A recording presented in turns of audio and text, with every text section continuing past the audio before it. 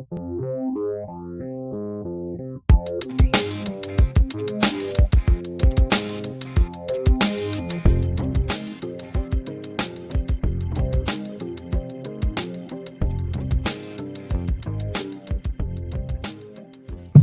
is up, everybody? Welcome back to Bartley.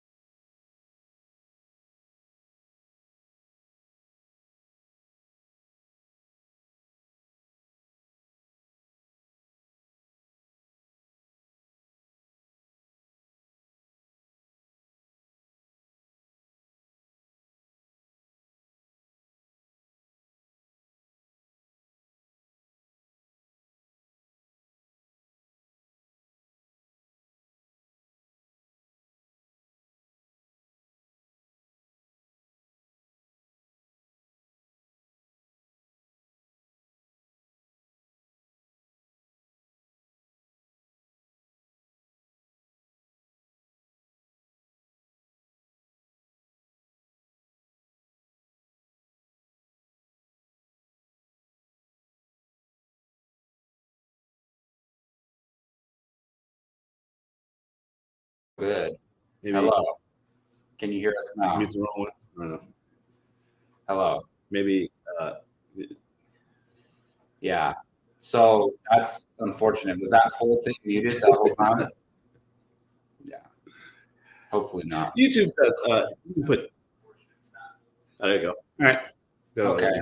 You can hear us a little echoey, but we'll be good. So was that whole thing? Were we muted the whole time, Phil? You've been here. Subtitles. YouTube does subtitles, right? You can Let us know if we were muted the whole time. But yes, like I said, pop culture show, variety show, and we talk about movies, television, anything we want to talk about. This is a me and Jacob. That's what I came to the conclusion. Like, this is not a movie or TV. I mean, it is a pop culture show. Yeah, but it's a me and Jacob show. We're not just gonna only talk about our lives. We'll talk about everything going on. But dang, that was a super long intro while being muted. We were fist bumping. Like now watching it on mute is probably just looked weird. Yes. Like we were all this movie Keith was like touching my head, like they couldn't hear what we were saying. Didn't hear any of that. So it was such gold. It was gold too. Wow, it really was. But hey, whatever. We live and we learn. But yes, Keith, how you doing, man? First and foremost, how you doing? And what do you want to talk about? I'm all right. I'm doing all right. Saturday, so that's always a good thing. We make it to Saturday. We all work all week long. We're all working for the weekend. Everybody's working for the weekend, as whoever sings that song says. I don't know who sings this. Anyway, first thing I do, it seems like this is probably the third time at least we've had to do this, but I do want to say rest in peace to Coolio, passed away the other day. Yes. That one made me sad. I think we definitely talked about DMX last year. Mm-hmm. Probably Bismarck as well last year.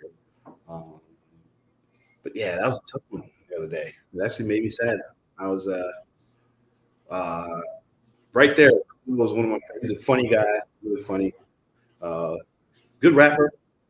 It's a great, really personality. He was, tough dude. He was a street dude coming up. Definitely. That's what obviously he's most noted for his Gangsta's Paradise song, the Dangerous Minds soundtrack. I don't know. You want to Minds? Yes. Okay. I saw just the one time when it came out, and Shaw Pfeiffer and the leather. Yes, tough leather. I know she was tough. I think she was like a army veteran or something. I think, yeah. That was an era of movies like that where the teacher, the inner city, the teacher, right? Yeah, teacher yeah. coming to help the inner city So kids true. teach them about life. Yeah, and they were usually white, except not the Stand and Deliver. It was Edward James almost. So, but otherwise, but it's a good movie though. It's a solid movie. But that song was like it's endured. Like you guys obviously know that song, Of course, yeah. But I can't stress to you because y'all were probably, y'all were little at the time, probably. But not How probably, popular it was. It was everywhere. Well, the thing is, even Massive years song. after, it was still Still everywhere. there. Yeah, exactly. It's so much so that there's a parody movie called High School High. I don't know if y'all are familiar with it. Okay. John Lovitz. Yes. Where a parody of all these movies I was just talking about. The teacher coming to help the inner city kids, and a student gets in the car and turns on the radio, and it's Gangsta's Paradise. Wow. And so he keeps changing the station, and every station is playing Gangsta's Paradise. Yeah, you know those radio channels. Radio channels, what are those? But that play like a certain era of music. Like there'll be one that plays 2000s hip hop or like 90s hip hop. Like those channels always play Gangsta's Paradise. Exactly right. Yeah. But he wasn't the one. He had several Fantastic Voyage. Yeah. Which is a big one. He had a great. 1, 2, 3. Yes, that was on. Was that Space Jam or that was on a? It was on a basketball movie soundtrack. I don't know if it was Space Jam, but yeah, man, he's a personality. Coolio, man. He was like a good dude. You have a cameo on Daredevil. He was in court. Director's cut. 2003. That's right. It was the courtroom scene. That's right. Or I think it was only in the director's cut, though. If I'm not mistaken. Yeah. Which a lot of people said it's a lot better. That's right. Still has a teeter-totter scene in it. But what can you do? But yes, rest in peace, Julio. Like, it seems like we're losing a lot of people. We're in an age where we're starting to lose people that we grew up watching and listening to, which is tough. Finding that these are guys, particularly rappers, like they're all in their 50s. It's just troubles with someone like me. I gotta get but in shape. Maybe they didn't. Absolutely. Maybe their lifestyle didn't lend to their health very well. Absolutely, no, that's definitely the case. That's definitely the case. But I said this a long time ago about like Star Wars people. There's a lot of Star Wars people that we're going to be losing. We have lost already, but that we're going to, thankfully, like John Williams is still here. Yoda, what's his name? Oh my God, Frank Oz, yeah. Of course, George Lucas, of course. But so we've lost a few others, Ralph McQuarrie and Chewbacca. What's his name? Oh my gosh, can't remember that. Peter Mayhew. Peter Mayhew passed. R2D2 passed. I can't remember his name. The Queen. Sorry. Yeah. Yes, Rachel. Gio is in the room. Gio's here. We mentioned earlier that we are at Gio's house, his apartment, and he's letting us record here. Just a great place to, record without worrying about any interruptions or anything. But also, do me a favor. Can you check to make sure we're not too echoey, from the viewer's point of view, and just let me know on that end. I'll try to figure something out audio wise. You're both looking the other way, and it's different. Oh, I see what you're saying. We're looking this way, and it looks like we're looking the other way. But Keith, you need to look at your camera, okay? As if you're talking to the audience. But I get what you mean. Yeah. I know. I was sad. Howard Stern show. I'm sad that we missed the intro, or that you guys missed the intro, because I thought it was great. Funny, hilarious. Oh, audio sounds good. It doesn't sound echoey. Oh wow! Thanks, producer Gio. Thank you. Or background guy Gio, whatever you want to call you, fact checker Gio. Background Geo, that is perfect. There we go. Insider background, whatever you want to do. But yeah, man, so look, I'm not always gonna start my open mic with movie related stuff that we talk about on all our other channels, but I wasn't on Apocalypse Now this past week. Same. And I want to talk about Hugh Jackman and Wolverine Oh, that's right. For Deadpool 3, I should say. And look, we thought this might be a possibility because obviously there's a back and forth between Ryan Reynolds and Hugh Jackman. He first appeared in Wolverine Origins or X-Men Origins Wolverine. Yeah. He also, I'm gonna have to look this way and pretend I'm talking to Keith and look to see. It looks like we're talking to each other. Yes. And then obviously Hugh Jackman. They did the thing. Was it in Deadpool 2 where Hugh Jackman's at the end? But it's just a scene from X-Men Origins, and they've had some back and forth on social media and all of that. So we thought this was a possibility, especially with certain other characters coming back into the MCU, like Patrick Stewart's Professor X. So we speculated and talked about it, but we never really thought it was really going to happen. And now it's officially confirmed in Ryan Reynolds fashion, just a jokey, funny video that he puts out, kind of like a fourth wall breaking Deadpool type video. Yeah. And he says he has no ideas for Deadpool 3, but we did have one idea, and Hugh Jackman walks behind him, and you guys have all seen the video. I watched, somebody sent it to me while I was at work, and I was just so happy because I literally, grew up watching those X-Men movies, and then for me, they're the foundation of my love for comic book movies. Yeah. For me, at least, Keith. Nice to see you. They're the foundation of my comic book movie love, and him, Robert Downey Jr., they are my favorite character portrayals of all time, and so I'm very excited to see Hugh Jackman back. And I told Gio Siri a long time ago. I don't know if he remembers, but I told Gio that I think that something's gonna happen with Deadpool. At the end of Deadpool 2, he's literally playing the timeline. And they literally have, all this timeline stuff coming into the MCU with the variants and the TVA and all that. And I'm like, it ties in perfectly. Have some TVA agents go pick him up. Somehow he ends up back in our timeline, or one of our timelines, and Wolverine gets involved. And he's like, and now they need Deadpool to do something. And he's like, wait a minute, is there any way to go pick up anybody I want? And they're like, sure. And they just go grab Wolverine. And then I'm like, whatever. I don't think that's the way it's going to happen, but I'm just excited. It's an MCU movie, Deadpool, rated R. Hugh Jackman's going to be in it as Wolverine. Yeah. Is the Hulk going to be in it?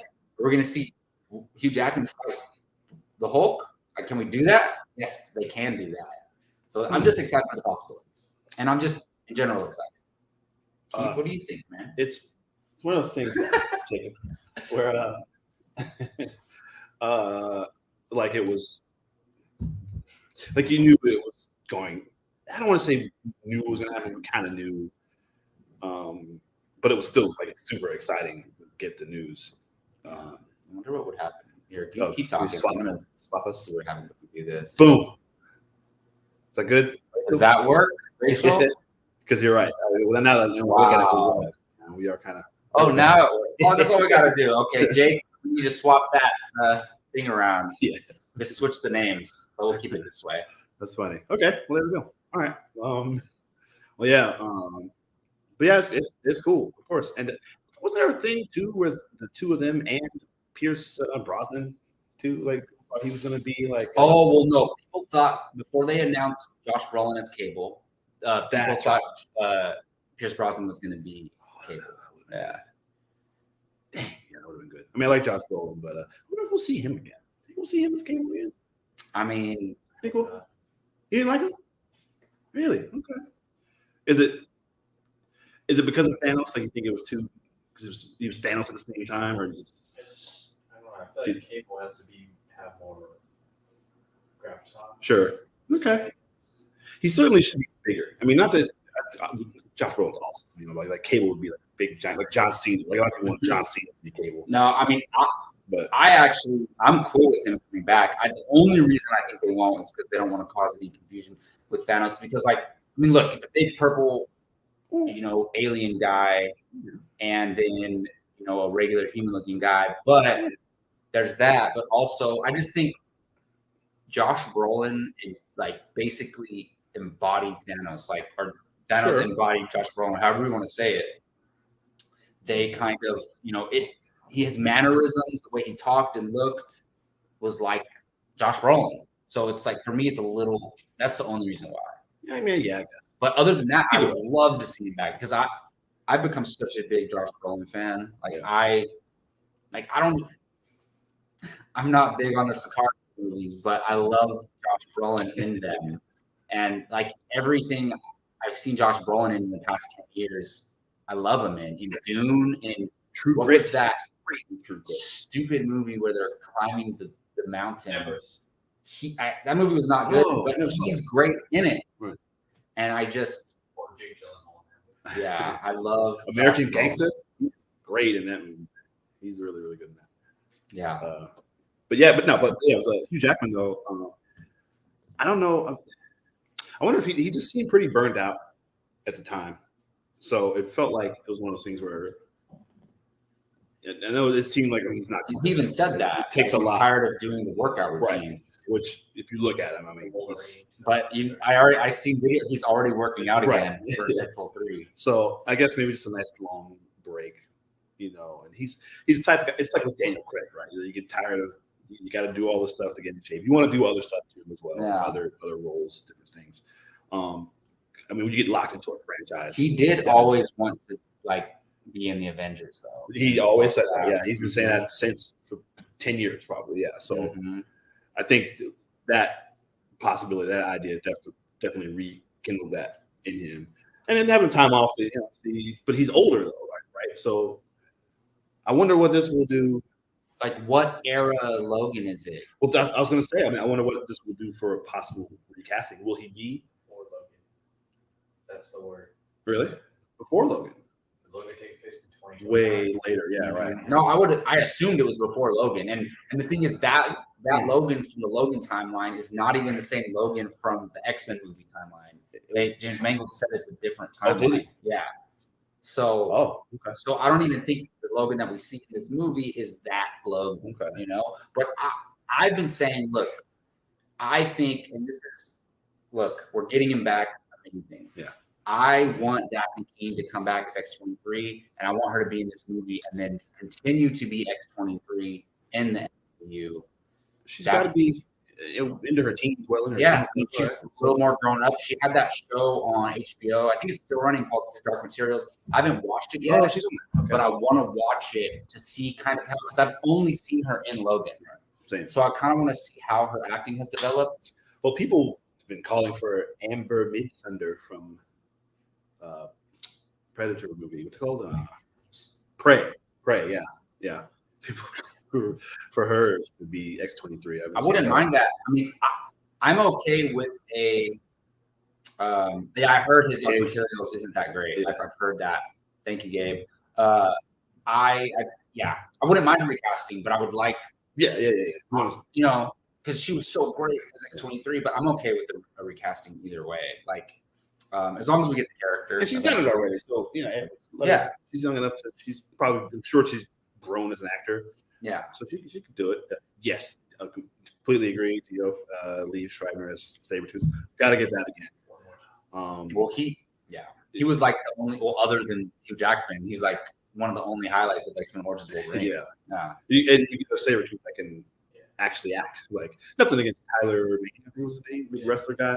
Yeah, but they intentionally got a guy they wanted a big wrestler guy. Where Liev Schreiber could go toe to toe with him as acting wise. Yeah, for sure. Yeah, no, he was all right for what he was given to do. I didn't mind. No, he did a great job. Scream or no, it said scream for me. But one of those. Yeah, it was one of those. But there's word that one of the producers at the time, the movie was supposed to be darker and him going through the wars and him being like a war veteran. Right. And one of the producers at the time like hated that, and then they scrapped it all and wanted all the campy stuff in. Like, there's a lot of on apocalyptic movies. We have a movie watching challenge, and recently Gio asked me to watch Chris Claremont documentary, which is really, really good. But they developing the X-Men movie, the first one. There was a bunch of scripts. They kept sending to him because he was like the premier. He was the X-Men guy. He kind of changed everything about X-Men. Really, like gave it in the comics anyway throughout the 80s. Gave it way more depth. Like what Frank Miller did to that. That's exactly right. It's 100% right. And and also even Ed Brubaker, I think, with Winter Soldier and Captain America stuff. But yeah, they were sending him scripts, and he was just like, no, because they were doing that exact same thing, which is similar to what Warner Brothers did with Batman, where they were trying to develop the Tim Burton Batman. They were trying to make it silly and campy and goofy. He had to be like, no, let's take this, make this real, like seriously, make this a real story here. And he told Claremont, told Fox, like, no, this is a real story with real people. This is what they're going through. He kind of focused on the Charles and Magneto dynamic. This is your story. Make it. Forget all the big crazy stuff. All that stuff will come later. Focus on this story. Make it. Give it the depth here. And right. And the first two X-Men movies really capitalize on that, and yet you still aren't a big fan of them. No. What? You do? Yeah. I don't know. I thought you weren't a big fan of them. I mean, I'm thinking of Spider-Man movies. That I just don't think it's held up. I love them at times. No, it's the I don't love First Class as much as a lot of people do. That's really kind of what it is. It's not, okay. Maybe that's what I'm thinking. And all the crazy, everything that they've done, like all the crazy continuity stuff that they've done, and it's like sometimes it seems like they're kind of connected to the other, and then actually then they're not really, and then it's like, well, which way are you going with it? Like either they're connected or not, it's fine, but choose one. So would that be a problem if the MCU never existed? Well, what? But I had a problem. But before the MCU, I did have a problem. So I don't know if anybody can hear Gio. He said that'd be a problem if the MCU never existed. So you're saying like never have something so amazing and great because it makes everything else look bad. No. I'm asking a question. I'm just saying, like, well, it's an honest question. That's a good question. It's not the MCU's fault that they decided, hey, we're going to keep a strict continuity and just put out quality content, and it makes everything else look like shit. No, it's hypothetical. No, I know, and I'm answering. But before that's my answer. To get the 3 X-Men movies and Wolverine all were out before the MCU, and First Class actually that was 2011, and so I had 11 Captain America, but still, but I maybe, but that's not my view on it. I just feel like a lot of those producers, the people who make those movies, were people who thought it was comic. It's comic book movies, but again, people like I'm going to say Avi Arad, who's a famous Spider-Man ruiner, as I say. The less you can tell he loves the material, the less he's involved in any of the stuff, the better, in my opinion. But he's a producer of every Spider-Man movie. All the Spider-Man, all the X-Men movies. Oh, they made sure the last Spider-Man, No Way Home. Yeah, No Way Home. To do special thanks to Avi Arad. I saw that in the wow. He made sure to get that in there. But that's funny. So all right. So anyways, Wolverine. So huge out in the MCU. I do think he's just going to do one movie. I mean, who knows? What if he has a ton of fun? That's what I was going to ask earlier. Well, I think he's going to do one movie because there's no. I think they're going to introduce a whole new X-Men team. They have to, right? They announced. Did they officially announce X-Men? No. For Phase. No. Okay. I thought I saw that. I guess not. Yeah, you're right. Okay. Well, but we're going to start seeing it. Maybe not. Maybe they use the Fox X-Men characters for everything leading up to Secret Wars, and after Secret Wars, because Secret Wars, everything changes after that, right? Like the whole basically like history's rewritten, right? Or like it's kind of like I'm not familiar with the new Secret Wars. So okay, well, I know I think the traditional stories, like after everything happens, like it all comes back in all to one universe, and then everybody like there's like in the new Secret Wars, I think afterwards, like there's a young Scott Summers, but the other X-Men are older, for example. So things like that. So I think they could use the Fox X-Men characters leading up to this King Dynasty and Secret Wars stuff, and then after Secret Wars, they have like a new young X-Men team. But whatever the case is, well, they're already establishing mutants. Like I don't spoil Ms. Marvel. Well, we can talk about that. Well, that's the thing to me is like people don't forget about that, or people should not forget about that. They've already introduced mutants. Right. Yeah. They literally already have. They're hinting that Ms. Marvel is a mutant. It's not like subtle. It's like a mutation, and then we hear that in Doctor Strange Multiverse of Madness as well. They're Kevin Feige is a genius. Well, we already know that because he's planting these seeds, and he knows these people like me who like grew up watching that 90s cartoon are going to be instantly hooked by that theme song. And I've always said they have to use that theme song for the new when they adapt a new score for the X-Men, which seems like they I'm all for. I started rewatching the X-Men animated series, getting ready for X-Men 97. Because I think the X-Men animated series is not that it's going to be those characters in the MCU, but it's obviously going to play some type of effect. And I'm cool with that if they do that. But look, you can see my hand. Isn't that the wait, let's do this one over here. Oh, see, that's why it looks so dumb. Yeah, that's why. Oh my goodness. Wow. Okay. We really need to get that. That's what we were doing earlier. Well, an easier way than having Jake change the whole thing, I could just sit in that seat, you sit in this seat, but not right now. I mean, whatever. Like we're too difficult. But well, first of all, X-Men animated series, Cyclops is a badass in that show. Right. I was just watching it, and Mr. Sinister has him and Jean Grey like tied up, and like a couple of the X-Men save them, and he F's up Mr. Sinister, takes him out, and Mr. Sinister's scared, running away. And Cyclops is like, leave me and my friends alone. And he's just like a leader, badass. He's like a Captain America of the X-Men. And he needs to be that. But also, I'm thinking about this, and I'm sure they've done this in the comics. I know there's an X-Men animated episode that touches on this, that at the time that Captain America is doing his World War II stuff, Wolverine is alive. Oh, yeah. And also fighting in the war. Yeah. Mm-hmm.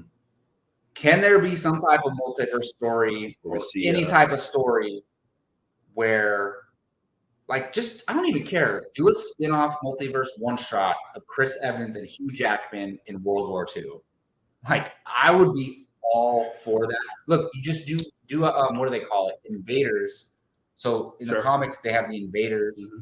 Wolverine wasn't in there, I don't think. But they had Captain America, Namor, Black Panther, the original Human Torch. So whoever Black Panther is at that time, the original Human Torch, you could have Wolverine. You could just say like, hey, Cap went on this one side mission that is supposed to be kept secret. Nobody knows about it. And hey, Wolverine was there. Like, kind of like how they did in X-Men Origins, where they're like a little team, ragtag team, like going on missions, like something like that. Yeah. But with Wolverine, I would just love to see. That'd be cool. Chris Evans, Captain America, and Hugh Jackman's Wolverine interact. I think that would be so cool. It's a good. I wonder if you think we'll see Chris Evans again. There was rumors like over a year ago that he signed a new deal. Oh, really? But I don't. Who knows? It's rumors, so who knows if it's true? He's been doing a lot of. Definitely, he's been doing other stuff. Which is, what he wanted. He wanted to direct. He's been starring, and he's in that. I haven't watched it yet. That movie where he's got the mustache with Ryan Gosling. And, oh yeah.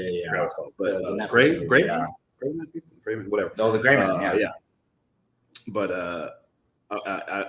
and it's the same thing with him. Like it's a lot for him to get in that kind of shape to be Captain America. I know that's true. He talks about that a lot. So I wonder if he's maybe he's recharged. And I think he's always said if there was a compelling enough story, maybe something like that, that maybe he would definitely consider it. So. Yeah, possible. I would love to see that. Possible. Yeah, I don't even know like how do we get down this rabbit hole? That's the fun thing with Bartley and Bart. We could literally talk about whatever way. Yes, Wolverine. But look, I'm just I'm so happy. Like honestly, like the fact that it's gonna be in the MCU. Yeah.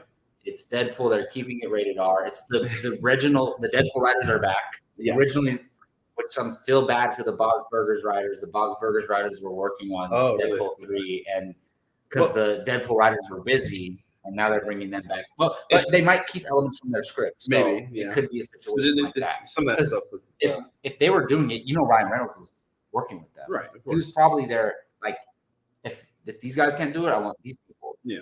And yeah, they did keep some stuff from Edgar Wright's and Ant-Man. They kept some of his. Oh yeah. So the thing with the music, where they're in the fighting in the briefcase and they play that song. Oh really? That was in Edgar Wright's. Oh, that's cool. Yeah. So. Oh, nice. He's big. He's a big like music guy in terms of like he's one of the best. Right, him and Tarantino like are two of the best. Music placement in their movies. So that was definitely one of his things. But I can't remember who's the Stranger Things guy. He's directing it, right? Got it directed. Free Guy. I think he directed that with him as well. And Levine. Yeah, Levy or Sam Levy. Steve or Sean. Or Sean Levy. Right? Is that right? He's a Stranger Things guy, right? Yeah, Sean Levy. Right. Yeah. Mm-hmm. Sean Levy. And Canadian director, of course, because Ryan Reynolds is Canadian as well. Right. Yeah, of course. Yeah, Sean Levy, which I'm totally cool with because, like, obviously him and Ryan Reynolds have a good connection. And, the first two Deadpool movies were directed by different directors. Yeah. So, and I don't think Tim Miller's coming back. Like, I just don't think that's going to happen. Well, also Hugh Jackman, right? Real Steel. He did. He directed Real Steel. He did work with Hugh Jackman. Good call. Steel. There you go. Oh my goodness. Here's the thing. Sean Levy months ago said, like, he commented on this about Wolverine, about Hugh Jackman. Yeah. I don't remember exactly what he said, but yeah, this was all inevitable. This was all inevitable. Like the only other thing is you do announce it. Hugh Jackman's him and James Mangold are big. I mean, they're tight, right? So like that's the only other one. Like I think those are two guys that probably get involved. Like if Mangold was doing, Mangold do Deadpool with Wolverine or do another Wolverine in the MCU. Let's not get too carried away. Let's just we're happy he's in one movie. Like we'll take that for now and see what happens. I saw an image. I feel like Ryan, if he posted it or not, of Wolverine's claws coming out of that rock grave that X-23 made for him. Boss Logic. Did Boss Logic do that? Okay, with Deadpool peering, going like waving to him, hi, next to that big X cross. But Rock brings up a good point. Like all these people are coming back to their characters again. You got Tobey Maguire coming back. Keanu Reeves is constantly. We're going to talk about that in a second. You're good. I like Rachel's comment here. Cap lived a full life now with Peggy and Deadpool and Wolverine. So I want. Hey, he did go back to that era. What if when he goes back there is when he interacts with them? Knocked on the door while they're dancing in a scene at the end of Deadpool. Deadpool's he went to go get Wolverine. I could totally see them doing that. Like I'm telling you, TVA picks Deadpool up. Like, I need you to do this. Like, And he's like, can I pick up a few people from my team? And he goes get Wolverine. He goes and gets Captain America. There we go. Is Loki season 2 next year? It's coming. So I wonder. So Farrell asks, like, what about Constantine 2 news? That's awesome. I mean, I've never seen Constantine, so I will have to watch it. Really? Yeah, I've heard mixed things on it, to be honest, but I'll have to check it out. It's good. That's theater, right? Yeah. Oh wow. So I definitely now that they're making a second one, I definitely gonna go check out the original Constantine. But I think it's interesting to me that they're doing that because that means David Zaslav and the new the new people at Warner Bros. Discovery or whatever, like they're looking at all their properties and what they're going to do with the DC properties. And he said that the crown jewel of Warner Brothers is DC, and he's right because it's Superman, Batman, like no shit. Well, so do something. So the fact that he thinks DC is so important to WB, and they're doing a Constantine movie sequel, that they must have something really cool planned. No, I think not with that DC is their they haven't acted like it for a long time. Oh yeah, I mean they haven't acted like it. Yeah, DC, they've owned that since like the 70s maybe. I mean Warner Brothers. Longer. The thing is like so obvious. I don't know if they have the rights to make more Lord of the Rings movies, but obviously the original Lord of the Rings movies were Warner Brothers. The Harry Potter franchise is Warner Brothers, so it's not like they don't have any hitters. Oh, of course, yeah.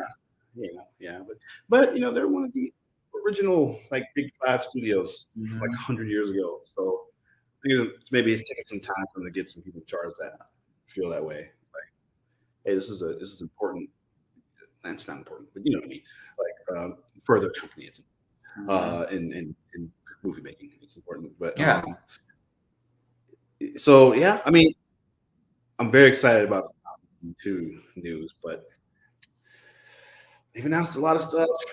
No, you're right. So that's the tough thing about this. But so I would like to think, and Gio could probably answer this. They haven't signed anybody head of DC Studios yet. No, okay. So that's you want to rush. Sure. So I would feel a lot better if they had somebody in charge at DC Studios. Yeah. And they, they had a plan. Like we knew they had a plan, or something like that. Yeah. But from what I know, and I don't know much, but from what I know about David Zaslav, like he turned Discovery into a juggernaut in entertainment. And enough so that they can buy Warner Brothers. Like that's insane. Yeah. So, in my sense, he's a great businessman, and he knows what he's doing as far as entertainment. Maybe he doesn't know how to run DC Studios, but he knows how to delegate and find the right people to do so. And obviously, like Gio mentions here, he brought Alan Horn back as a consultant. That's a good. He was at WB. He was there during all these things: Lord of the Rings, Harry Potter, the Nolan DC, Batman movies, and Nolan movies. So and obviously he was at Disney during all these success with Marvel and Star Wars and all that. So Alan Horn is a great name to bring back in, and even if he's not going to be lead them, he's in the building right now. So I thought he was part of the. I remember I mentioned this on Apocalypse Now, and I think someone corrected me, but I could have sworn he was part of bringing Disney and Pixar kind of together, because obviously Pixar was separate. He probably was. I mean, Bob Iger. They butted heads with Disney and Pixar. Did not. They were not early on. Were not. Seen eye to eye on stuff, and because it was the new animation, Disney kind of the 2D animation, and their departments. Pixar as a studio was they were not keen on working with the Disney people and vice versa. Yeah, I don't know what years Alan Horn and Bob Iger were there together, but I think they both worked together. It's probably more, in all of those things, acquiring Marvel, and acquiring Star Wars, and acquiring Pixar. That's insane. But just improving the relationship between. It's just interesting to me. I don't think that they're just going to announce stuff randomly anymore and not follow through with them. Zaslav has a vision, and they had a full shot and done Batgirl movie, and he decided to completely axe it. Which I think you'll talk about. I don't think I don't necessarily agree with that, but I'm saying at least he's decisive and he knows what he's doing. So if he greenslights something, he's gonna stick to it. Not only that, but that is interesting. I was disappointed in that. If they felt like that was bad, they didn't put it on. Which I don't know. It feels like it couldn't have been that bad. From what I understand, I've heard there's some kind of tax thing. It was the So they figured they'd save more money by not putting it out. The directors who directed a few Hawkeye episodes. Yeah. So it sounded like they would save money. They'd rather lose whatever money they lost on that rather than putting it out and having to try to recoup all that back. Yeah. Plus what you pay for marketing and all that stuff. So that seemed like a money saving, because I think before they probably would have just put it out and then got criticized. Oh, this movie's terrible. So I can kind of see both sides. I wanted to see it back movie. but it's going to be on HBO. So it wasn't even going to be in theaters. So yeah, I guess it kind of makes sense. But they did say Blue Beetle. So that says sure, and, that's a good point. And Blue Beetle's going to be theatrical. So that's what I'm saying. They didn't just say. Right? They didn't just say, "Hey, we're going to cancel all these movies you have in development." Yeah, they're evaluating every situation on its own and deciding what to do with it. Right. And my whole point is, I'm pulling back around to Constantine, is that you might be pessimistic about, hey, they announce stuff and they don't follow through. What I'm saying is, like, Zaslav, I think he knows what he's doing. Like, he's not gonna greenlight something unless he's fully confident in it. And the fact that it's Constantine's Keanu Reeves, and so that makes me obviously with him. You're not gonna do that with a character, an actor like him, and then not do it. So I mean, I agree with you. Yeah. But I just want to see, like when I see. I agree. Oh, they're shooting it. Then I'll be like, okay, cool, good. Yeah. So I'm super excited for it, So We've Constantine's been, good. You gotta watch Constantine. I do. I will. I mean, I've seen Constantine on like the Arrowverse. Yeah, but that guy was good. Yeah, he showed up on. Oh my gosh, the actor was on. What was the show? It was on NBC. The show that was on Different show. Yeah, remember there was there was a Constantine series. Oh, and then that's the one who went to Arrow. And then he showed up on Arrow. Yeah, that's what I'm thinking of. Yeah. Oh yeah. So they had a whole Constantine show on a totally different network, right? And then they brought him into Arrow. Yeah, that was pretty good. And I think they even had animated episodes or something of that Constantine show for some reason. Yeah. So yeah. So no, I mean, cool. I'm looking forward to it. Rachel Weisz, is she in it? Did they say her? Did they announce any? And also, is there a date? Did they announce a date?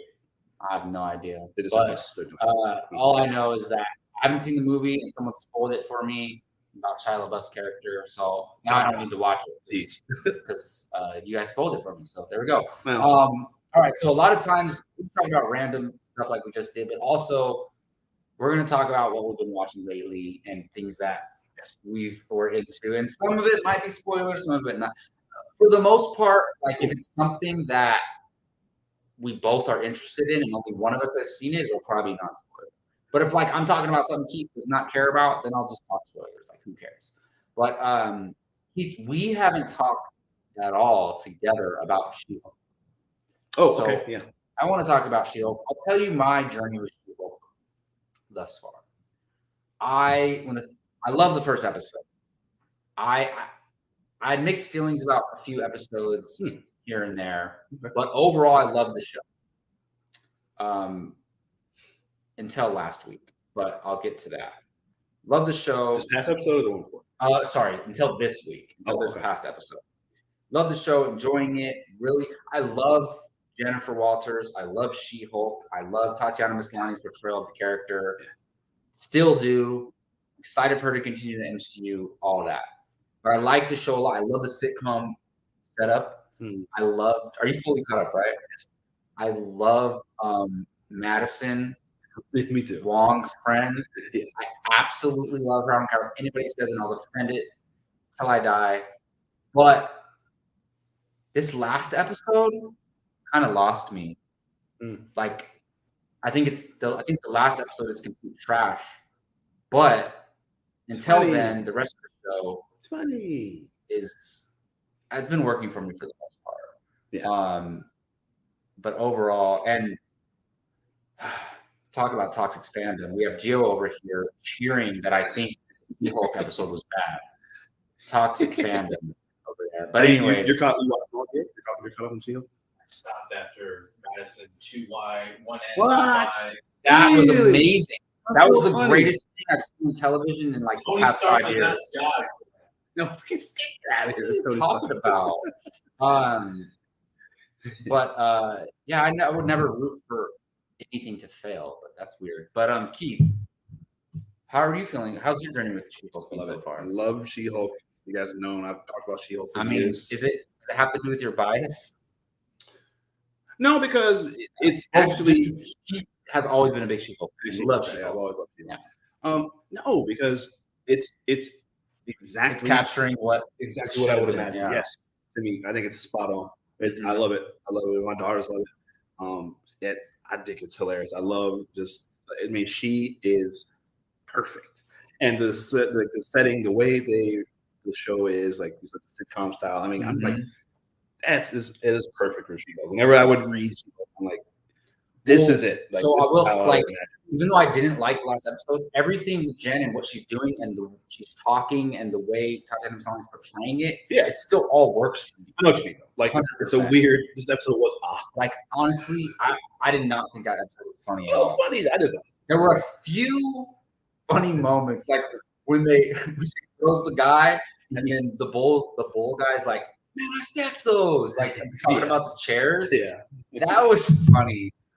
Like 2 or 3 laugh out loud moments. But like, I just look.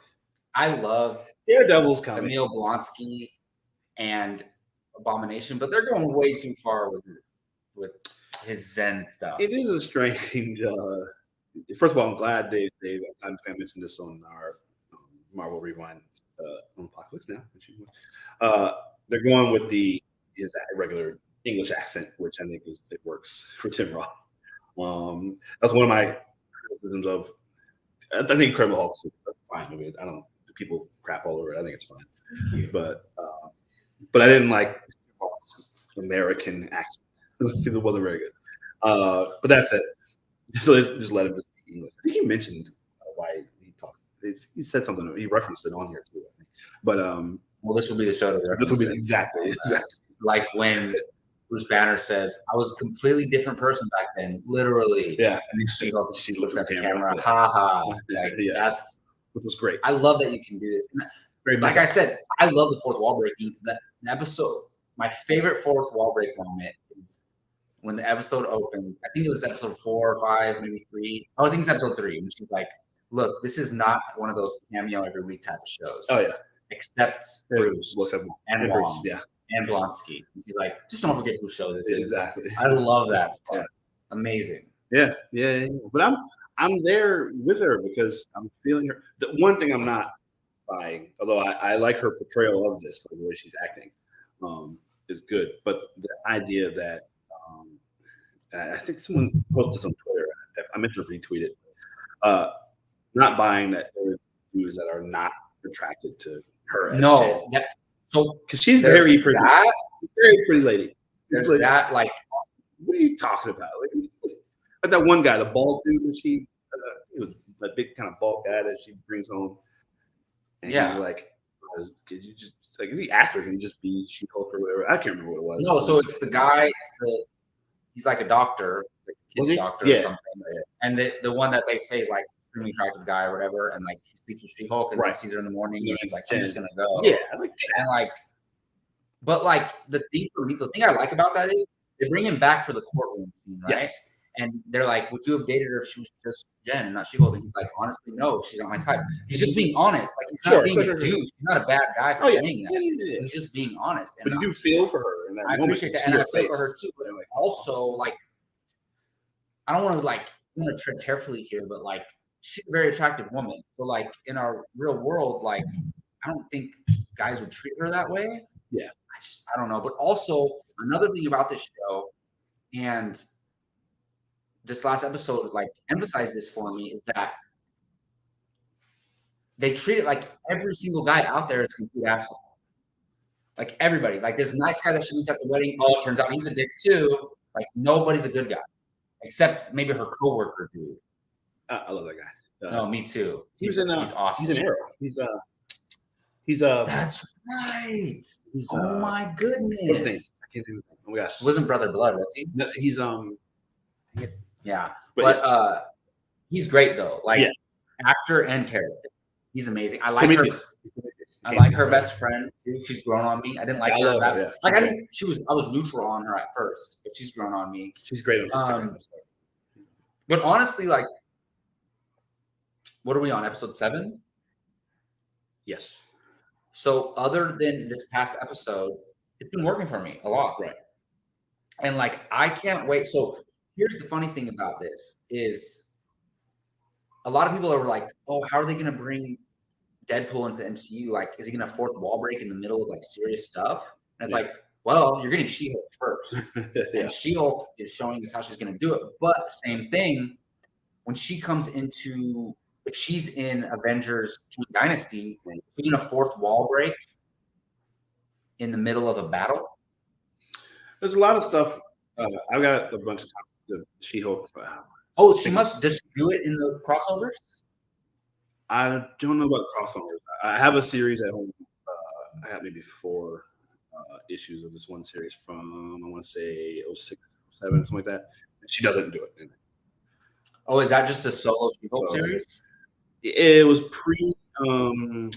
it was before the new the reboot where like with the new Secret Wars and the new Civil War and all that stuff. It's before that. I don't know one. It might be Ultimate. Yeah, maybe it's Ultimate. I don't know, but yeah, she doesn't do it. So really, yeah. Oh, that's unfortunate. It's still very good. They should not ever take that away. Yeah. That's like a foundational thing of the character. Yeah, and she was doing it first. A lot of people were like no, before Deadpool. Yeah, doing it back in 1980 whenever she debuted. So, but they're doing it perfectly. Dash Segura, right? He played Prometheus in Arrow. That's who that guy is. But yeah, Rachel's so excited that we mentioned Arrow. It's the 10th anniversary of Arrow right now. First aired October 2012. Rachel, I love Arrow. Arrow season 1 and 2, especially season 2, are some of the greatest comic we ever put to screen. And honestly, it was the first show in this new era of comic book content that was good. As far as comic book shows go, series, and it came out early. It came out, 2012. So there were no. Only there was. I mean, Rachel might get mad at this. I've never seen Smallville. I know you're a big Superman fan, and I need to watch Smallville. But for me, it was the first. Arrow was the first quality comic book TV show I've ever watched. Smallville was fine. It was. Well, I don't love it. Our buddy Jake Berlin loves Smallville. I don't ever say anything bad about Smallville, but it was fine.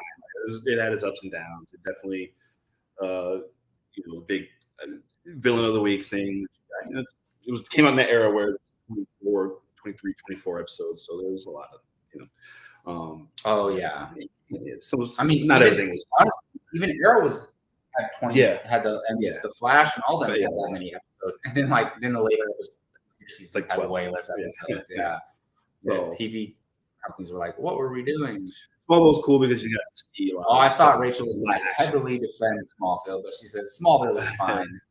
Different era though. Yeah, exactly. Gio, I need a break real quick. Do you want to come talk to Keith for a little bit? Yes. Here. This is Bartley and Barnes. You can do it. Right. Swapping out. Yeah, we're going to come say hi for a little bit. We'll be right back. Substitution. Keep it going, Keith. I don't know what we're talking about. What are we talking about? Talk about we're talking about She-Hulk. She-Hulk. Whatever you want to bring up. I think it's very funny. I love it. I do like to see. They're clearly trolling all these people, right? Which I think is hilarious because it's annoying so many people.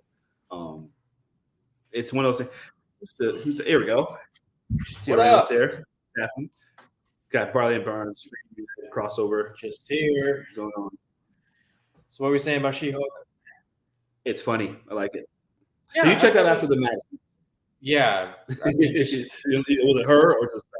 Just like Multiverse of Madness just happened. Now it's like Madison 2 ends 1Y. It's not where you think, and it's like, what am I watching here?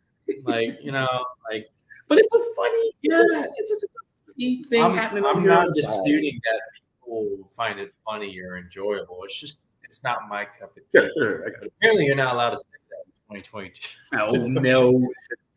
You gotta No, but see, that's my thing about the MCU is that there's so much content coming out.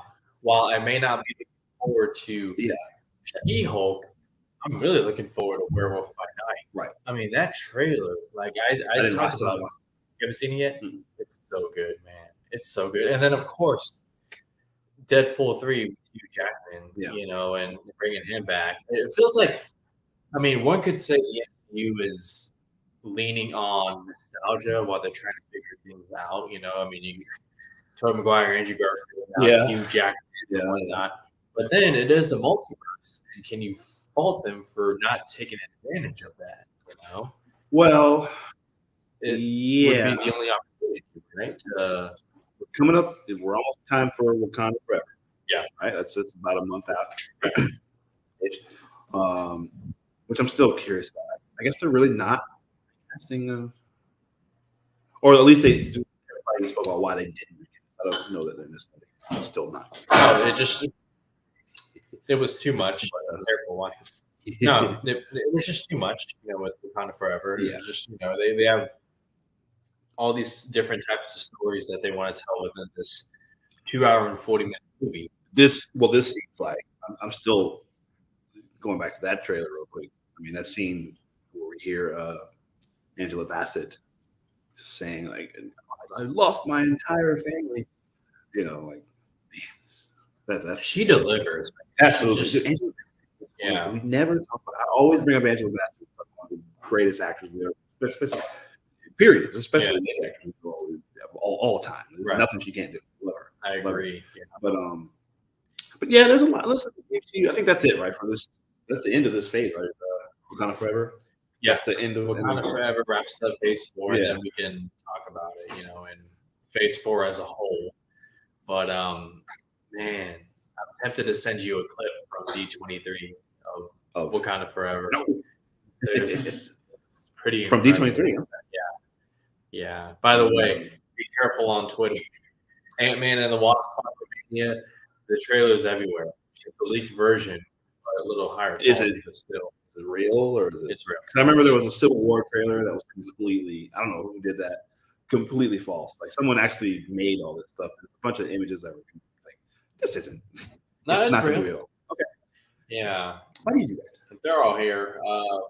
The Blade director, Bassam Tariq. Right. He's no longer. I saw that. Yeah, I didn't. And that's something. Mahershala Ali's reportedly frustrated. Oh boy. You know, I mean, welcome to the MCU, Mahershala Ali. You know exactly get to do whatever you want. Okay, it's the formula. That's what it is. You want to play a character and have fun. You got to stick by Kevin Feige's rules, which you know, nothing wrong with that. I mean, it's successful. It's proven. You know, so like, you know, shaft Sam Raimi.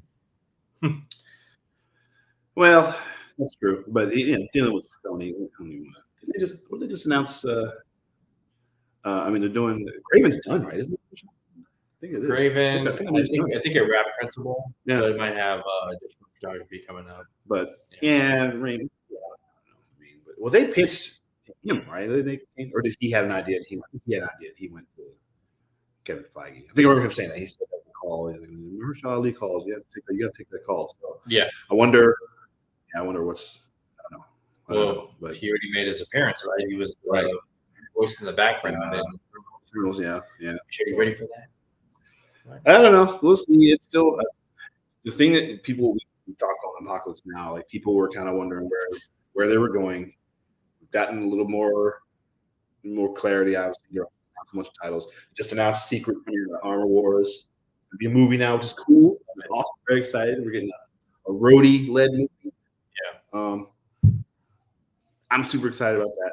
So, but listen, we've had this discussion. We've definitely alluded to it. It's probably a larger discussion we have. Like, there's always going to be stuff that you like and stuff you don't like. That's the thing, and that's the more content the MCU produces, they're not all going to bat 1,000. They're not all going to be I said that about Star Wars. After Rise of Skywalker. Yeah. Return of Jedi. But it's mostly good, but there might be a bad one in the next one. Maybe that doesn't mean that there isn't projects down the road that I'm like Secret Invasion. Oh, I'm sure you guys are going to talk about. Yeah. Let me tag Jacob back in here so he can get back in. Is there anything that you've been watching lately that you want to talk about, or even if there's anything else you want to try out real quick before you head out, or before you tag out? I mean, it's October, so Black Adam's. Listen, I'm super excited for Black Adam. Me too. I can't wait to see this movie, man. Yeah. It's getting more and more. Got Amanda Waller in there. Yes. I mean, I have my. It's all subjective. People are allowed to have their criticisms and whatnot, but it's like everything so far has looked good. Aldous Hodges, Hawkman, is great. Pierce Brosnan as Dr. Fate and whatnot. People are saying like, the Justice Society is more interesting than Black Adam. Okay, you've seen the movie. Great. Yeah, what do you Okay, tell me, Mad Max Fury Road, was Tom Hardy's Max character the most interesting character in that movie? He wasn't even like was central Furiosa. Yeah. So it proves that it can work. So it's just, but that's how it is. You see, it's like, okay, you got my pen, my paper, and critique this movie. But when it's Marvel, it's like, oh, I'm a big kid. Oh, it's so much fun. Forget the mishaps and whatnot. It's just I'm tired. I'm tired. Black Adam's gonna be good. It's gonna be very good. It's gonna be a fun time. I am excited. I am looking forward to Justice Society. That's cool, man. It's gonna be a financial hit. You can say it's bare minimum. It'll especially be for October hit. too. Yes, it'll be a financial hit. So yeah, that's it. I'm gonna get out of here. And the show will immediately go back to being more positive. Gio Ramos knocked down a few jumpers here. Short playing time. He's going back. 6-man. The third man. Oh, bet you guys never heard of that movie. It's a great movie, but it's a old movie. Third Man. I don't know what yeah, it's a great film. I should actually challenge you to watch it. Yeah, sorry for that, guys. I hope you brought your umbrellas. Comes out. That can mean multiple things, but you know what I mean. It's gonna get a lot cloudy and rainy when Gio comes around. But I guess Gio throws all like Marvel fans under one roof, like they're all the same, right? But for me, I'm stoked for Black Adam. I can't freaking wait. Like I'm so like I don't even care. I don't distinguish between Marvel and DC or Star Wars or anything. If I love something and I'm excited for it, I'm excited for it. It doesn't matter where it comes from for me. I am excited for Black Adam, and I'm most interested in Black Adam and The Rock and his character. Like, I'm more excited for Dwayne Johnson to play this role than I've ever been Dwayne Johnson to play any movie ever. Because, first of all, in most movies, he's just playing himself. And so this character, I said in most movies, not in all movies. You've seen Pain and Gain, great performance by Dwayne Johnson. Snitch. Yeah, it's a good movie. But also the football one. Black Adam has certain characteristics about him. It's already a character that exists, and they're bringing those personality elements. I haven't read any Black Adam, but I'm just assuming you bring the main character traits over from the comic book adaptations, and you're going to incorporate things about Black Adam that are central to that character. So Dwayne Johnson has to play that, and I think he's capable of it. He's not playing Abraham Lincoln. Like, he's not going to be asked to give like this great performance. He's playing Black Adam, so I think he's going to do a good job. I'm excited for it. Like, I'm actually really excited for it because I love the elements of how he says, the world needs a hero, but that's not me. Or Gio, is that what he says? What does he say? I love what he says. The world needs a hero, but it's not me, or something. That thing, of course. Yeah.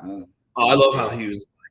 I just saw one where he's like, "There's no one on this world that can stop me," or whatever he says. Something similar to General Zod in the original. I was like, "Oh, man, that was a good line." Ooh, I'd love to see Zod, and I would love to see Zod and Black Adam fight. That would be just crazy. I just got too excited right there. That's good. Yes. So, okay, real quick, I just want to, because other than this past season of Harley Quinn, I had done episode reviews of Harley Quinn. There's so much going on. We're doing the Rings of Power reviews that just like I'm podcasting too much. I like fantasy football, pocket flicks, this. Like, I can't cover everything. Wanted to, but I couldn't. But so a few weeks ago, I tweeted that Harley Quinn and She-Hulk were my favorite shows on TV. And when I tweeted that tweet, they were. She-Hulk has dwindled down a little bit for me, but No, Harley Quinn season 3 is done now. It was it's over. It was amazing. Okay. It's absolutely amazing. I don't care animated or not. Like it's still like a story with script and being told by creative. And it's absolutely incredible. Yes, it's comedic and funny, but it's like very raunchy and adult. It's hard R, but there's so much heart. It's so all right.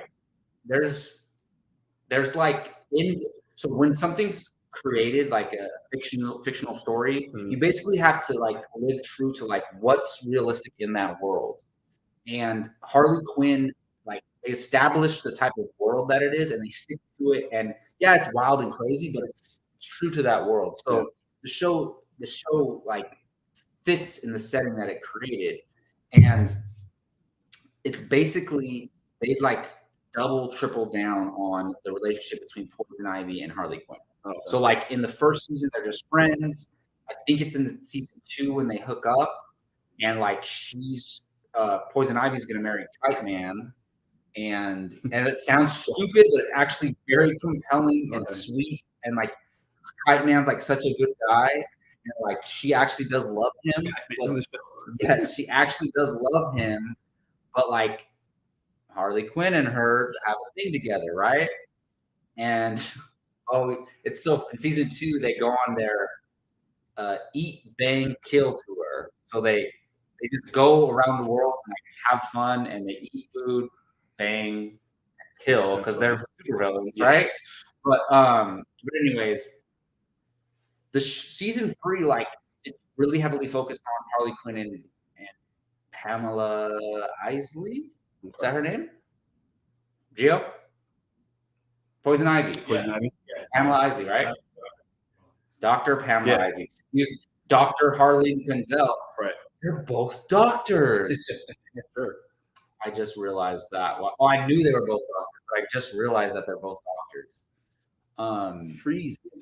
Some kind of doctor or something. That's true. Wow, there's a lot of doctors. They interact with him too. Okay. But he is. Okay. He's in, I think it's season 2. It's a very interesting storyline. Okay. And his wife is in it too. But anyways, like this show, like really, really, it's like I take it serious. What I'm trying to say, and it's done very well. And I highly recommend anybody who's a fan of this type of content, like meaning comic book stuff. Like it's basically like a whole DC universe on its own from Harley Quinn's perspective. It has everybody in it. Literally everybody. Like all Justice League's in it, like everyone, Batman, Joker, everyone's in it. And Superman's in it, yeah. Okay. Yeah. And so there's a couple. All right. One thing I texted Gio about this as I was watching it live. There's a moment. So basically in the show, Harley Quinn finds out that Bruce Wayne is Batman, right? And here's the thing for me. Like some people ask me, like, why do you like Harley Quinn so much? Like just because get food delivered. Like, why do you like Harley Quinn so much? Like, you think she's hot or something? Like, no, it's not that. It's not only that. She's a psychiatrist, right? And I love psychology, and I love that she's a psychiatrist who fell in love with her patient, right? And he manipulated her, and that's what drove her down that psychotic path. Right. But at her core, she's still the psychiatrist who wanted to do good and help people. And the show, Harley Quinn, especially season 3, really dives into that. Yeah. And she's basically like talking to Bruce, and like he's having like a panic attack. And they're at like some gal thing, and he's having a panic attack, and she like sits him down. She's like, just breathe. Right. And she sits down with him, like they cross their legs and they're sitting down, and she like calms him down and talks him through it. Interesting. And it's like those type of things are why I love Harley Quinn as a character. I want to watch that. Yeah. And then another thing I want to mention is I kind of knew this, but I didn't realize it until I saw it on screen. Poison Ivy is like, you know how you can like rank threat levels of villains? Yeah. She is super powerful. Like way up there, especially like obviously if you take like whatever, you could take her to a planet that doesn't have any plant life. Boom, she can't do anything. But on planet Earth, she can literally take over the whole entire Earth, and no one can stop her. Oh, like something like that.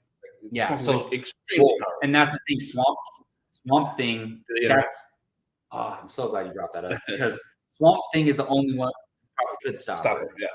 But so like there's this thing called the green that like they can tap into.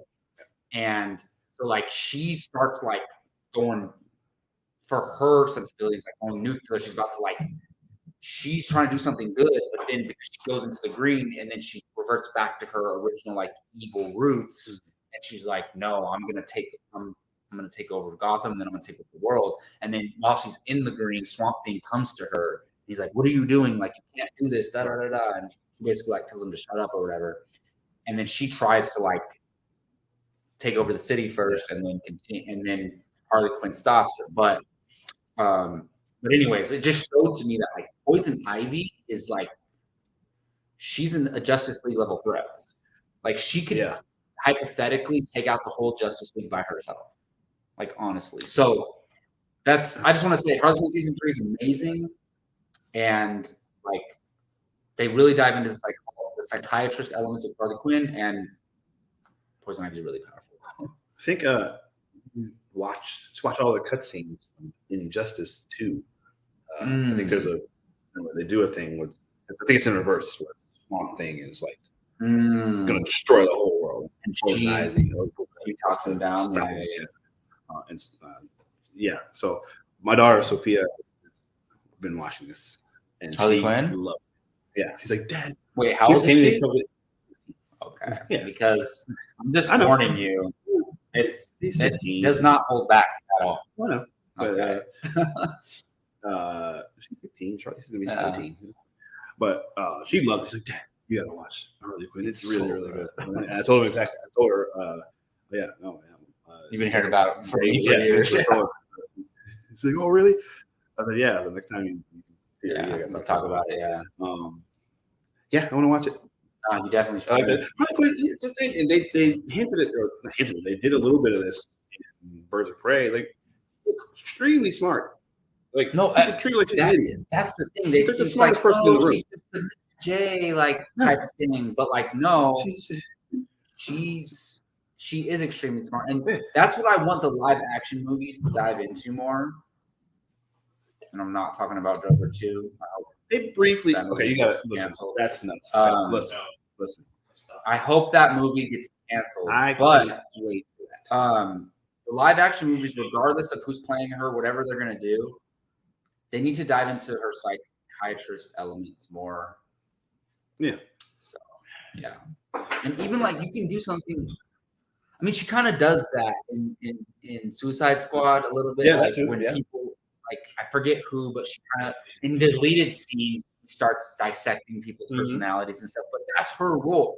Look, she doesn't have superpowers, but like, and that's the cool thing I like about her too. She doesn't have superpowers, but like that could be her role in a team setting. Is like, you don't think the Avengers or the Justice League need like a therapist? A therapist? Of course they do. Yeah. So I just that's pretty powerful. Yeah, it is. Keith, sorry, I've talked too long. What do you want to talk about? Let's get into Andor. Yeah, we can talk about Andor.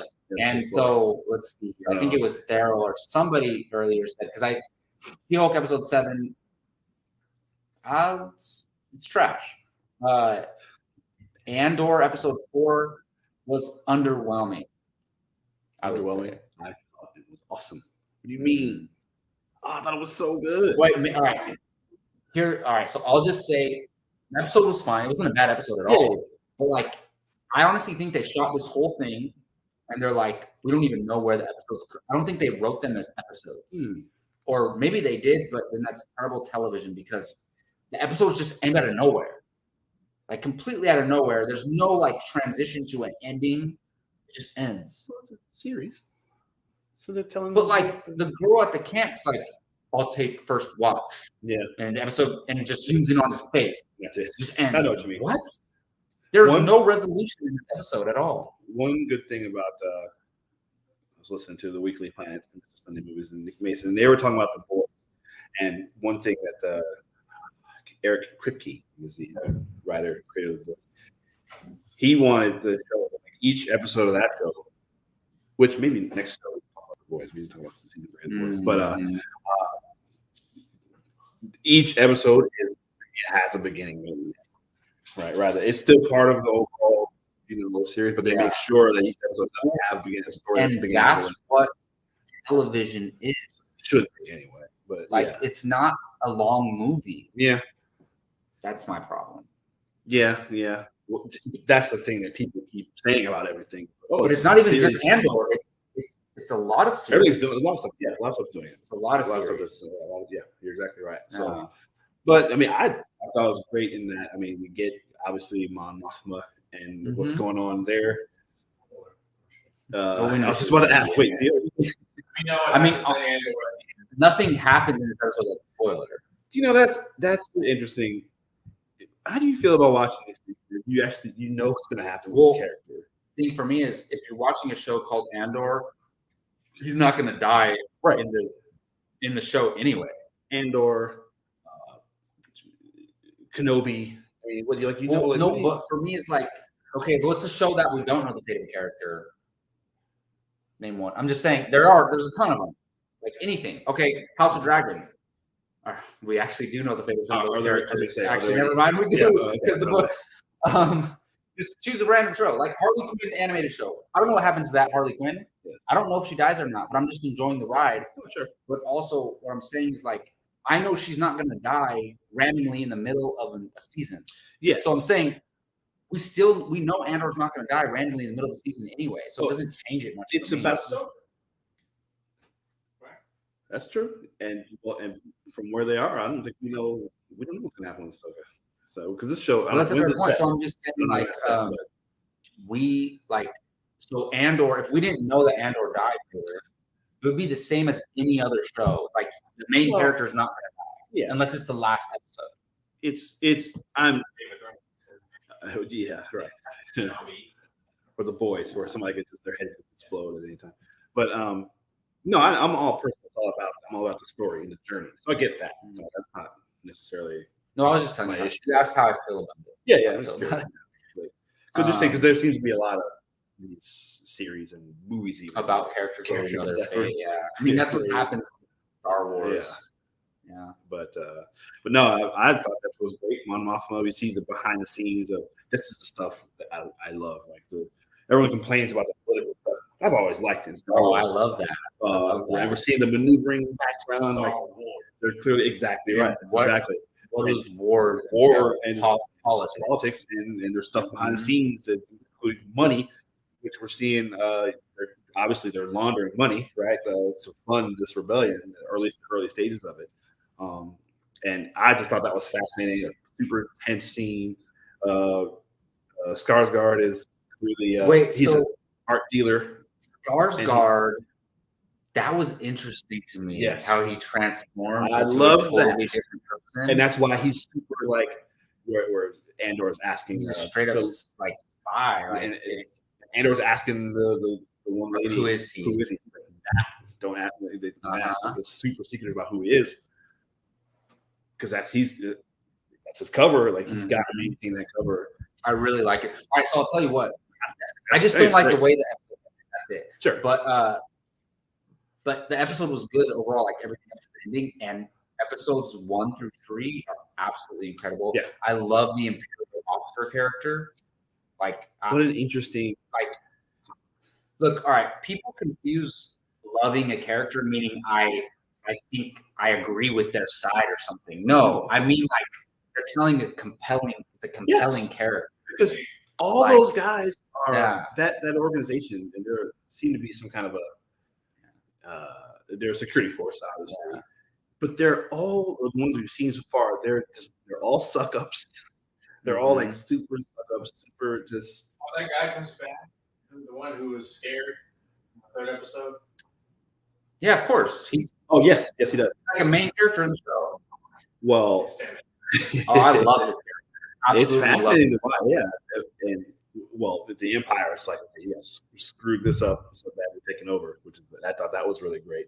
And then you get another character, the lady in the Imperial Security Bureau, which I love seeing the Imperial Security Bureau. Oh yeah, there's a lot about them in a few of the novels that we read about. So it's Give cool me to see all the Empire. I love that because I love they're that. not straight evil. Like they're just random people. Well, they're who doing were, their job. Put into this situation. Like, of course they agree to do it, but it's like, so I don't want to get political here, but like, if I went to go work for the U.S. government, people around the world might say the U.S. government is evil. Sure. Like, people say the Empire is evil, and these are just random people going to work for the Empire. Well, but this is set at a time where it's not really known, like what the Empire. No, they just think really, that's the government. It's like the new government. Now, yeah, that's what exactly. So Galactic Empire. Yeah, right. So yeah, and I love the season of that stuff. But like I said, I love the Imperial Security Bureau stuff, which is really cool. I think we're reading a lot about that. The Tarkin novel, I think. And so that was pretty cool to get that. I love the hammer bell ring guy. Oh, well, that and so I need to, what's the character's names? Come on, we need to, other than Andor. So there's two big hammers, and he stops a little pause before he loves his job. I love this guy who loves his job. It really, the guy was cracking me up. So it must be this guy, Cyril Karn, is the character, right? Yes, Cyril Karn. So yeah, that's him. Mm-hmm. Call him Karn, I guess. Well, he was told not to investigate this thing. Yeah, and he wouldn't do it anyway. Yeah, and I love they're like banging on the pans and stuff. Yeah, while they're there, and signals the start of the day and the end of the day, I guess, or the works. I don't know. Well, they did it to no, because they knew it's like a strategy, like a military strategy. So when they were in the town, they do that to like, first of all, let everybody know that there's like the Empire's here. I'm talking about the guy that's bringing the big yeah. In that tower. Yeah. So right. Is that on that planet? Yeah. That same planet? Oh, okay. Yeah, no, but then I was saying separately that I like they were banging the pans and stuff, and then like later on, he's like at his home and he's like he can hear it in his head. Yes. Yeah. And it's like oh, the rebellion's coming. Yeah. Like it's like he's like scared. Yeah. So like I'm curious where they go with that character, because you remember the character. Did you watch all of Rebels? Yes. So remember the character, the Empire character that like was responsible for like killing Zeb's race or some of Zeb's race, and then he came to the good side. I knew his name. I used to know his name. And then he's actually he's voiced by David Oyelowo. David Oyelowo. Yes. Yes. So that character, like I love these stories where like he was Fulcrum. It turned out he was the secret character of Fulcrum. I love these stories where like these Empire characters, they switch sides basically. And I think that could happen with this character. Sure. It's possible. It's possible. Or he's really using his like doubles downs on his like Empire beliefs and goes harder at them. But they're definitely like Gio made it seem like that was the last time we were going to see that character. No, I think he's going to be. Oh, he'll be back. Yeah, he's big. He's kind of like almost like the third lead of the show, in a way. Yeah, like he's the main character on the Empire side. I would say so. I mean, are they part of the Empire? Are they not? Yeah, I think they're separate. They're just like this separate security force. They might be under, because the Empire comes and takes over. They're like, we're taking over. I think because a lot of before, if you remember, like in I think in let's say maybe Lost Stars. Okay, so there's different. No, in the Tarkin novel, there was a separate security force that was ruling like that sector, like from the planet where Tarkin's from. But the Empire runs the whole galaxy, right? So like they do. Any law enforcement basically falls under. Eventually, though, Empire, well, there was a time where they were letting all the different sectors govern themselves, but if there was stuff that was going on that they let get out of control, then the Empire would come in and take over. And so I think that's what we're seeing happen here, because that's what happened. Tarkin,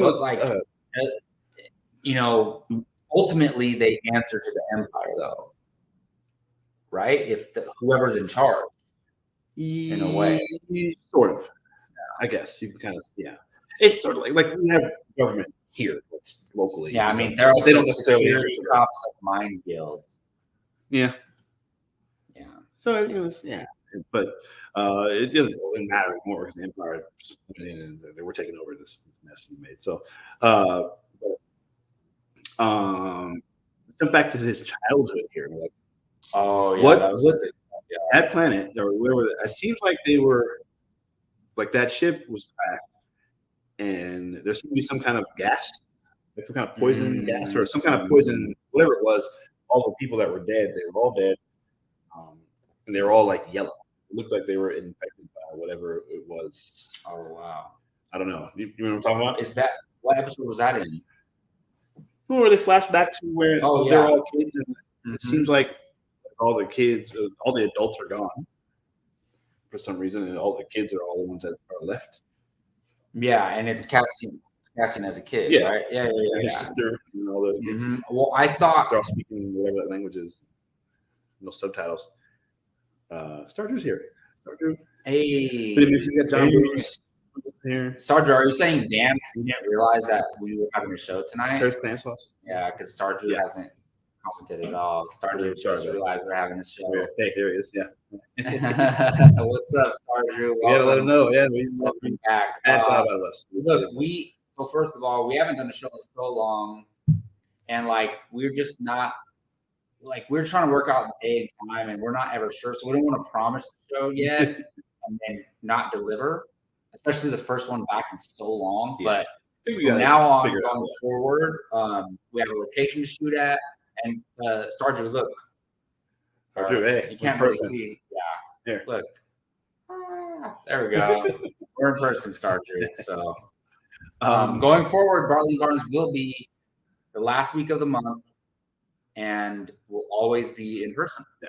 Unless like there might be some times where we're like, shoot, we can't meet this week. Let's just shoot it virtually. But we'll try to avoid that as much as possible. Right. But yeah, I wonder what because the Empire shows up there. I'm a little confused because like Skarsgård said, almost Skarsgård, I wouldn't call his character's name, but he says like, oh, they hung his father out in the thing, like, oh, so did they go? Did they kill all the adults? The Empire? So that's what I was getting ready to ask. I don't know. Either that or whatever that gas is that's there killed them all. I don't know. Well, Skarsgård's character did say that the Empire hung his father. So maybe. Yeah. But no, I mean, overall, like, I really loved episode 3. Like, I thought episode 3 was amazing. And look, Rachel makes fun of us because she thinks we like violence so much, but it's not that I like violence. I'm like, okay, this is a real situation, a real, and just like I'm talking about the last episode of Rings of Power, like if this was a real war, that's exactly what we would see. That's exactly what would happen. So, like, if there's a real war in a battle situation or like circumstance, and like that dude, the girl's boyfriend or whatever, he got shot in the chest. Like, that was really what would happen. So don't shy away from those type of things that that the content that you're creating lends itself to. Like, don't avoid it. You know? That girl, she's from. That's what I forgot to bring up in stuff we just recently watched. I actually watched Morbius the other day. Have you seen it? I have not, and I will not. And it's not. She's in Morbius. It's not only because I heard it's terrible. There's personal reasons why I won't watch it, but no, I haven't seen it. It's not.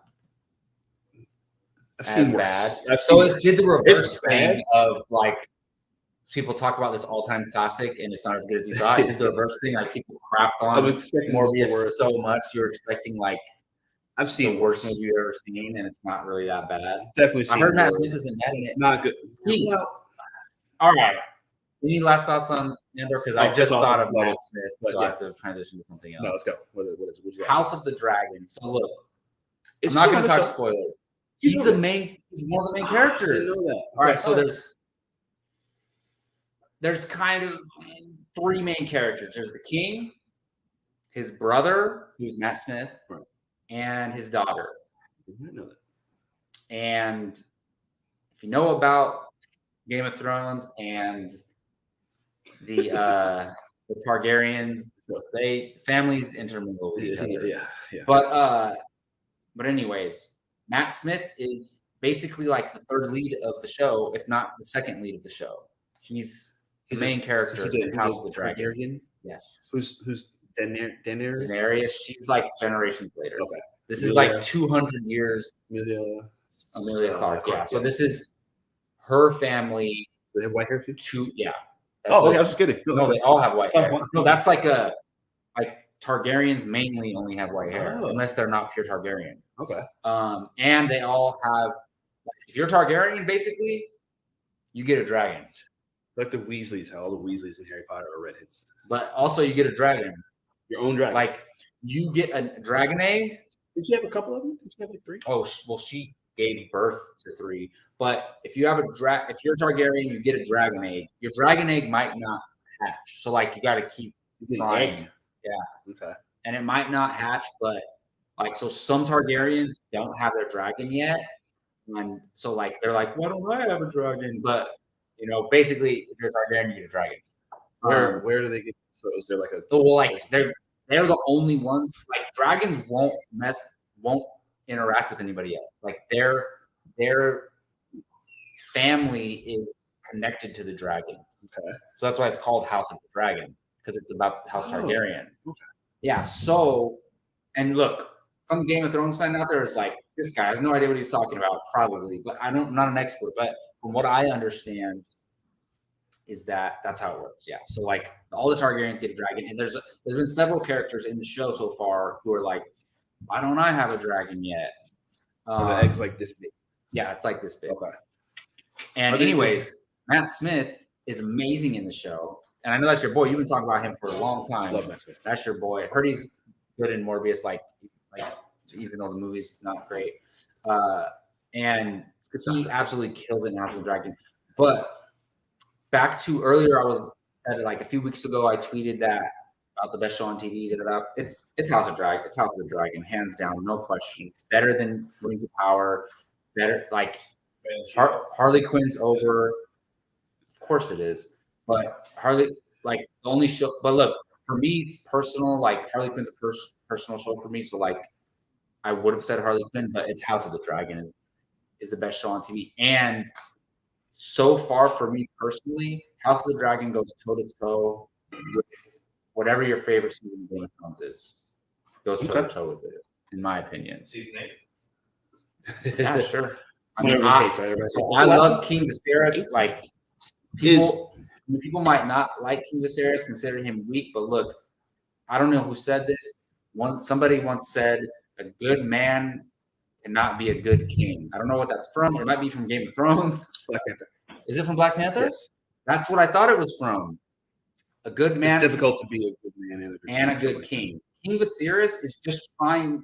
He's trying to do what's right, and he keeps getting fucked over because he, like everybody else, is trying to do shady stuff, and he's the only one trying to do the right thing, and he keeps getting screwed over for doing that. So there's a good person on the show. Yeah, and even his daughter's a good person too. I mean, she's how far back is this from? 200 years. From what? From the start of well, Game of Thrones only takes place. It doesn't span that much time. Oh, I didn't know that. Like I'm saying, like it's under like a few years. Oh, okay. Isn't there some kind of time jump? There is, but it's like it's under 10 years. Okay. Like the Game of Thrones storyline is told within 10 years. Okay. I mean, even less than that. Like, what would you say, Gio? Like within 8 years? Okay. Like it's kind of in real time when it aired. Like, because the kids grow up. Like right. The kid actors, on the show. like they're like children, and then they're the appropriate age of how they are whenever they shot the last season. So like, gets thrown out the window is he wins at the end, right? I know that's who, right. And the one that got thrown out the end of the window in the first episode, isn't he the? He doesn't win. Doesn't he win? He's win not really. He didn't win the game. Hey Gio, your number one fan, Stardrew, says hello. Gio. Says hello. Wow, Stardrew. Did you hear Gio's voice and you knew it was Gio in the background? What's up, Stardrew? Hey, Gio says what's up. But anyways, Keith. So, hey everybody. Keith has never seen Game of Thrones. I haven't, but I love watching. I love asking questions about it. And I love to hear. And he asked me, should he watch House of the Dragon even though he hasn't seen Game of Thrones? I say yes, because look, it's gonna take him like 6 years to watch Game of Thrones, whereas like he can, and it's a prequel, so like you have the unique opportunity to watch it from that perspective, and I kind of would like. I think that's kind of cool. I think you should. I want to watch. So this you should start. Can I watch this and not? No. It's a lot. I don't know if I want to watch it. Whatever. Just watch House of Dragon. Is there anything like that? Yeah. Just treat it as if you're watching it as when it aired. I don't want to see anything like that in Red. I watched that scene and I'm like, I'm not watching this show. I watched that scene on YouTube. I'm like, I'm not. Why did you watch it on YouTube?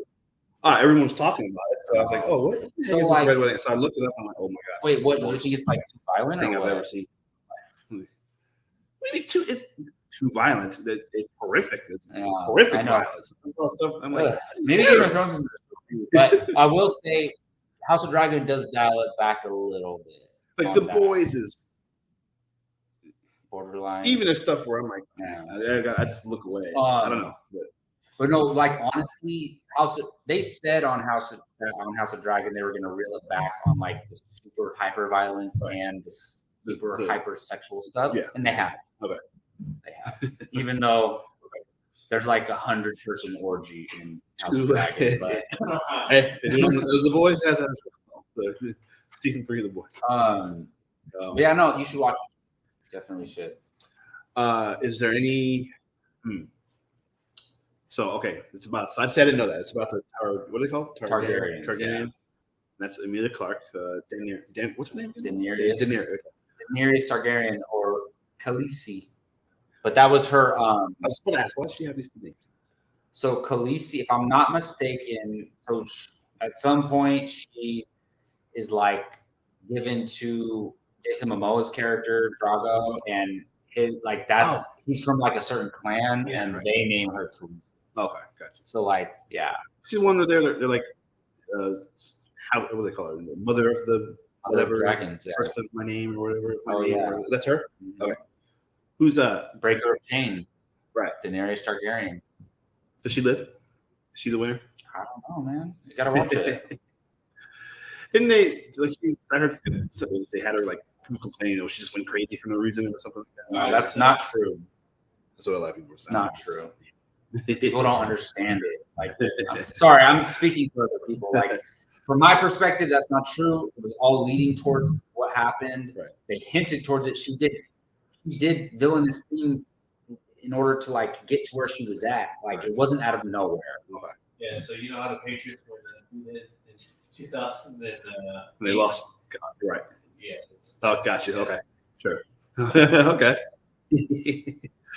All right. Stark? Who's not Stark? Stark, right? Wasn't that Well, that's the whole family. Yeah, there's like what's her name? There's a bunch of Jean Starks. Grey. What's her name? She's on that show. Yeah, the new Jean Grey. Yeah. Who's she play? Oh, she plays a Stark. Okay. Is there family on this House of Dragon? Is that? Yeah, all the families are, but we don't. They're not main characters. Yeah, but I mean they're there. Yeah, they're there. They exist. This show's set in the West. Westeros. Yeah. Mm-hmm. So King's Landing is where the kings King's Landing is where the king stays. Right. So that's where they are. Even so, King's Landing is the same in Game of Thrones. It's the same in House of Dragon. Like so, but like the Targaryens are so powerful because they have the dragons. So they rule. They're the rulers. Right. Okay. So it's like a whole. Yeah. It's very. I mean, at the start of Game of Thrones, are they the? Once you jump in, you're not going to be able to get out. Oh yeah. No, so and they explain this. No, they're not. Is that what this show is about? The fall of the Targaryens, in a way. Yeah. Okay. In a way, yeah. Interesting. All right. Mm-hmm. Well, let's see. No. Okay. Yeah. Okay. I'll be right back. Keith, talk about any show or movie you want to talk about. I'll be right back, and we'll wrap the show. Well, like I said, Morbius. I don't know why. I just clicked on Morbius. It's not terrible. You know what? It felt like a comic book movie from pre-Batman Begins. That's what Morbius felt like. It felt like a comic book movie. So I wonder if Gio's back. Gio's subbed in. But yeah, I've seen worse. It's not a good movie. I've definitely seen worse. And Jared Leto is very annoying to me. But that role doesn't go favors as far as how the internet perceives him. I mean, I guess you could say the general audience too. Yeah, exactly. Yeah. I didn't think he was that bad though. This is a first role I've seen in a long time where he's being kind of normal, like he's not doing some weird thing. Yeah. But it's a weird power set they gave Morbius. He's not like a magic vampire. No, but he flies and doesn't he teleport to you like Nightcrawler and stuff like that? Sort of. The effects are really weird. What is Sony doing? Yeah, I don't. They have an opportunity right now with No Way Home to. The post-credit scenes are so weird. It's, whatever. But I saw it all. Yeah, okay. What? I don't even know how I got here. Yeah, it's doing Spider-Man. Right. How? How do you? That was dumb. All I said, I'm like, okay. Well, yeah. But the lady from Andor is on that show. That's about, or is in Morbius. That's yeah, that was the connection. But yeah, I don't know. I doubt we'll see this. Well, I don't know. I was gonna say I doubt we'll see this character again, but we're gonna get a third Venom. Oh, okay. Are they gonna capitalize and bring in Andrew Garfield? So that's the thing I was gonna say. If they do that, if there is a Spider-Man, well, there is because Michael Keaton said it. Yeah. That's the Spider-Man I think that they're talking about. I think this is Andrew Garfield Spider-Man. He's shooting Spider-Man. They made Spider-Man 3. Yeah. He's lying. He says he's retired from acting, which means he spent 2 years lying about he's not going to be in Spider-Man No Way Home. So he's definitely shooting. Andrew Garfield said he's retiring from acting? Yeah. I know, exactly. Exactly. Bro, he just, what was that movie? The musical movie. Oh, fast forward through all the musical scenes. What's it called? Tick Tick Boom. It's amazing. Yes. So Ray's great in that. It's like, really what? Yeah. Right. So, there's no way he's so young. He's not retired. He's not only that. He's shooting. He's not shooting, but they're doing amazing Spider-Man. It's a mess. Yeah. He's absolutely going to be I don't think we've seen the last of him in the MCU as Spider-Man. Yeah. I don't think so. Whether it's MCU or it's its own, either or. Yeah, definitely. Maybe it may not be a Spider-Man movie, but he'll be in one of these kind of side spin-off movies for sure. Mm-hmm. I would bet money. Yeah. I don't know about Tobey Maguire. He might be, but I don't know. There was subbing again. Just quality minutes here off the bench. Back in for Keith. He never comes out of the game. Listen, I play off old school LeBron James. Michael comes out of the game. Played all 48 minutes. Michael LeBron. Was LeBron? He plays a lot of minutes. Even in his advanced age, he's still playing a lot of minutes. It's pretty interesting to see. But is he going to break that record this year? The all-time scoring record. That would be fascinating. Who? LeBron James. Is it within reach? We're he's creeping. He could, in theory, break it this year. I don't know that he will. Not because he can't, but just I wonder if minutes is. Although if he starts getting close, maybe they'll. Mm-hmm.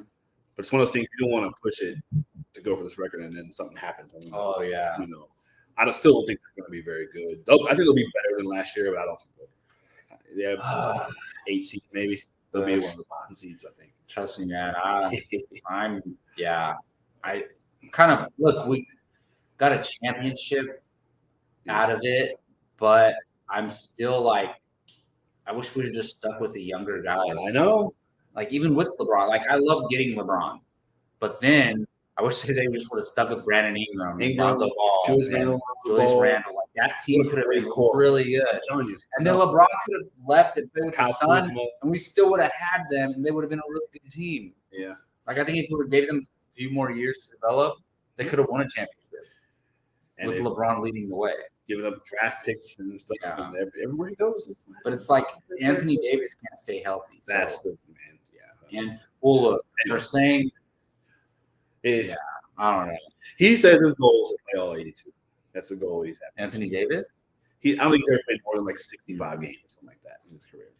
Now, like So Rachel and Star Drew are like, what are they talking about? Sorry. Oh, actually, Star Drew. Sorry, you like your sports. Star Drew, your Raptors are going to be pretty solid. Yeah, forget Star Drew likes sports. Yeah. Star Drew will talk NFL and get on. Star Drew comes on First Round Fantasy too, and cool. Hangs out and cuts. But yeah, but all the movie people are like, what are they talking about?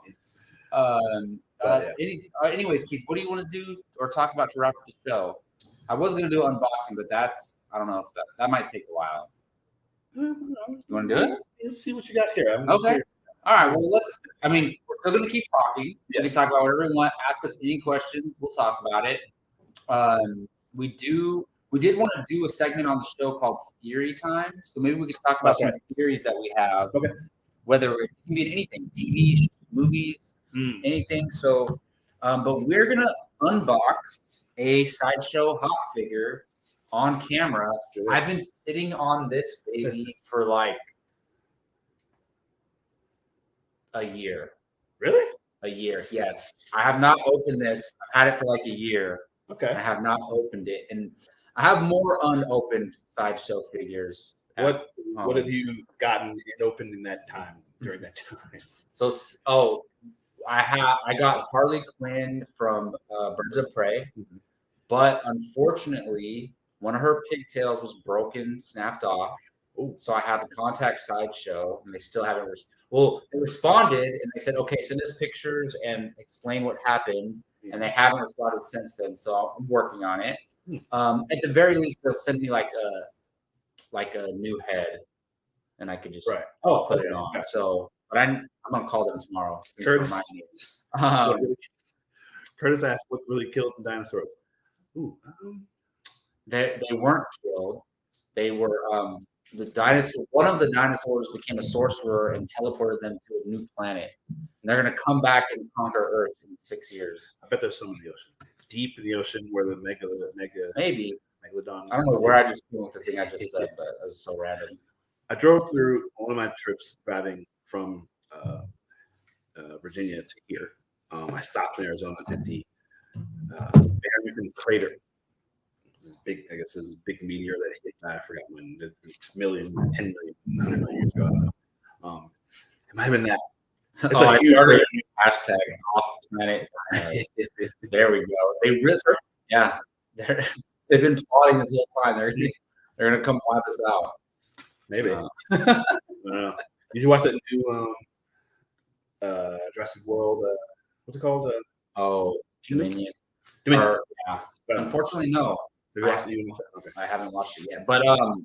So Star says, "Damn, that is so Jacob." Yeah. So I saved them for unboxings, but I had like 2 ready, like saved for unboxing. Did you have a Captain Marvel one that you? I have that one. Yeah. I have quite a few actually. I have like 8 hot toy figures. Okay. And then I have my Ahsoka. I haven't opened it. So Ahsoka from Clone Wars. Ooh, okay. It's not open yet. And then I think that's it.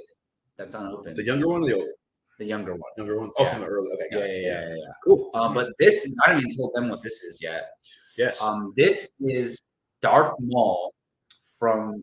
So basically, it's Darth Maul from Solo, but that Darth Maul is also from the animated, from Clone Wars, because he has the metal legs and everything. So this is the Darth Maul basic that pops up in Solo as a hologram, but not a hologram. It's a real deal. But so I figured, look, I will do solo unboxing videos for these, but I was like, hey, it'd be something fun to do on the show. Do on the show. Never seen this. Yeah, but yes. I don't know, Keith. So, Keith, I remember I was telling you about my thoughts. All right, going back to She-Hulk. We know last time we saw Bruce Banner, he went off planet.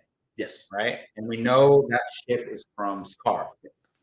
So, and in the World War Hulk storyline, he has a son. Yes. A wife and a son. Yeah. And like they get killed, and he comes back, blames Earth, Avengers, comes back, wipes everybody out, and blah blah blah. Oh, because they send him away, but then he ends up having a happy life there.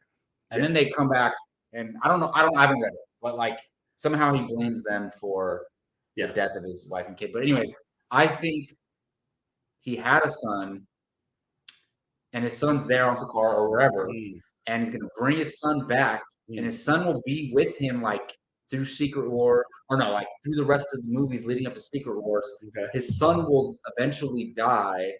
He'll blame like the Avengers, or Illuminati, whatever, and that's where we get World War Hulk. Like I think that's what's coming. That's fascinating and terrifying. So if it's been Smart Hulk. Oh, there we go. Yeah, Star Wars. Baby. That's cool. Yeah, Smart Hulk. Oh yeah, I like how they call him Smart Hulk instead of Professor Hulk. Yeah, that's so funny. But it's gonna be fascinating to see it turn into. Oh man, this looks amazing. This is bigger than usually. These boxes are like this. Oh, okay. Usually they're like this big, but are this big. Yeah. Darth Maul. Yeah. So the Darth Maul DX18 6-scale collectible figure. I've been wanting to open this for so long. Let's see. And the Darth Maul, like I love Darth Maul. As a from Solo, so I am asking you to ask, does it look like a hologram? I know Keith said that. It's just a hologram. Like it's all blue, whitish color. Yeah. Like that would kind of suck, actually. Let's see here. Okay. I love these boxes. Like if somebody like throws these boxes away after they open them, they're crazy. Right. Because these boxes are beautiful. Yeah, I always Look say at boxes. this. I still have my my PS4 box. Yeah. And like when I moved and stuff, I'm not gonna put my hot toys in like a bag. That's exactly right. I'm gonna put them back in the box. Oh, yes. I always say boxes. All my hot toys are in boxes. Devil Dinosaur, I think, starter to your whatever the red T-Rex. If you're referring to the Marvel Comics character, Devil Dinosaur, who I think you may have seen a hint of in Doctor Strange. Oh, I've never felt like this box is unique. Like, feel this. It has like a unique texture. Oh, yeah, right. Like, most of the boxes are just like smooth, like this. Man, it's like a triple box. Look at that. Like, there's this cover, then this cover. Wait, the 1, 2, 3. We went through 3 layers so far. Yes. This is the new getting the pair of Jordans. Yeah. Oh, is that how they are? Oh wow. Okay, we got some tape on here. But yeah, I mean, I think that's where they could go. Like if they because after Secret Wars, what do? You do World War Hulk.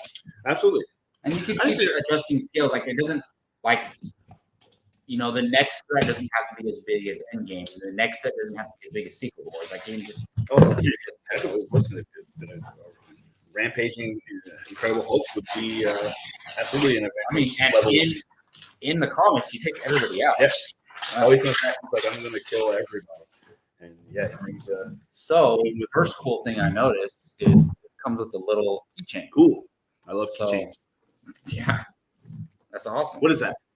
It's a symbol. I don't know. We need Jacob Bryant here to tell us. JK. Uh-oh. I don't want to. The figure's right under this. Hold on. But it might be the what's it called? The Syndicate. Somebody, you know what it is. That organ. That he's ruling in Solo. Yeah. I know the name. Is it Crimson Dawn? Crimson Dawn. Is that what it is? Yeah. Crimson Dawn signal. Yeah. So I'm gonna wear this on my keys. I'd be like, damn, you represent Crimson Dawn. I'm like, yeah. No. But all right, so we could talk about Darth Maul while we're opening Darth Maul. Sure. Why Maul? So Maul, Mr. Maul. He's why Dathomir is where he's from? Dathomir. Dathomir. This is actually really cool. That is cool. I actually really like this. Why haven't we heard any announcements or anything about like his character continuing from the events of Solo? I don't know that we saw a lot of that, like I don't know how much. Not necessarily. You're right. There's a little gap between that and Rebels. So maybe I want to know how we went from badass crime boss to like where he is in Rebels. There's so much of right, and yeah, you're right because he's down by the time we see him in Rebels. He's hell bent. So like it's everywhere. I guess another theory, and I've always said this. So in Star Wars Rebels, when they're like in caves or whatever, and he's trying to seduce Ezra into coming to the dark side. When Vader shows up, Darth Maul gets the hell out of there. Yeah. Like he bounced. He's like, hell no, I don't want anything to do with this. Ironically, he met that kid years ago on Tatooine. Was it on Tatooine? Yes. And when he like attacked Qui-Gon Jinn, he almost killed him. He's going by on that speeder. Yeah, he almost killed him. He almost saved the galaxy from Darth Vader. That's the biggest mistake in the movies is that Maul should have been the guy in all three. He should have been the villain, the big villain of all three. He's such a good, like, he doesn't even talk to be compelling. Like, he's such a good character. And so, anyways, I think so. He's so scared of Vader, right? Yes. I think somewhere in between there, because look, Vader's around, Crimson Dawn is around. Why wouldn't there could be a situation where Crimson Dawn is doing something that's messing with the Empire's plans or something like that. Vader goes, he F's up Darth Maul, and then that's why he goes from crime boss to little scared guy. Again, to reference the Tarkin novel, from the new game. There's a scene where story in the Tarkin novel where they do go and wipe out this criminal organization on this one planet. And I think they're doing that around the galaxy in places where there's because some of those criminal organizations are working against the Empire. Against their interest. So they're taking out. So what if at some point, because to me, people so if you say hey, wouldn't it be cool if Darth Maul and Vader fought on screen, and people are like, yeah, but why would you do that? That's doing too much. I'm like, and then, for me, I'm like, why not? Unless it contradicts timelines or something specific, why not? And it doesn't contradict timelines. Yeah. And they totally could. And to me, it would make narrative sense why he's so he just seems so broken by the time he gets to Rebels. Well, it's possible that's one of the reasons or Amelia Clark. A lot of people speculate that her character takes him she could show up in it. Defeats him or does something to betray him, and she takes over Crimson Dawn. But he how is she a threat to him unless she has another Force user in her working with her? It is possible that's the reason they did that on Rebels is because they want to save if there is a possibility of a live action fight between those two. Oh my god! And here's the thing that's poetic to me: Darth Maul killed Qui-Gon Jinn, which led to Anakin having to be the apprentice of a teenage boy, and then which ultimately people say led to Anakin going to the dark side, whatever. Darth Maul arguably set off the events that led to Anakin going to the dark side. I think he in those last couple episodes of Rebels, the newest season, he said something about that. Yeah, maybe so. Because he figured out that the Emperor's got a new apprentice. It's Sky. He figured out that it's Skywalker. Oh yeah. Well, Darth Maul knows everything who he is. But let's go ahead and correct this. But I just think if I'm a creative, I'm why not? You can do that, and you know how crowd pleasing that would be. Rachel's leaving us for the evening. All right, Rachel. But here, look, you can look at Darth Maul really quick. If she's still there. Oh, even though, she doesn't like Star Wars, huh? That's okay. All right. But anyways, good night, Rachel. Thank you so much for stopping by. Yes. But yeah, we got Mr. Maul here. Maybe stop calling him Darth. Let's go ahead and take this out. But yeah, this is why I love these things. They come with everything. Wow, that's funny. Okay, let's open up the figure. See, I didn't know that there were. Okay, so they got detachable. Yeah. So here we go. I didn't know that. Okay. Got Darth Maul right here. Yeah. Move his head a little bit.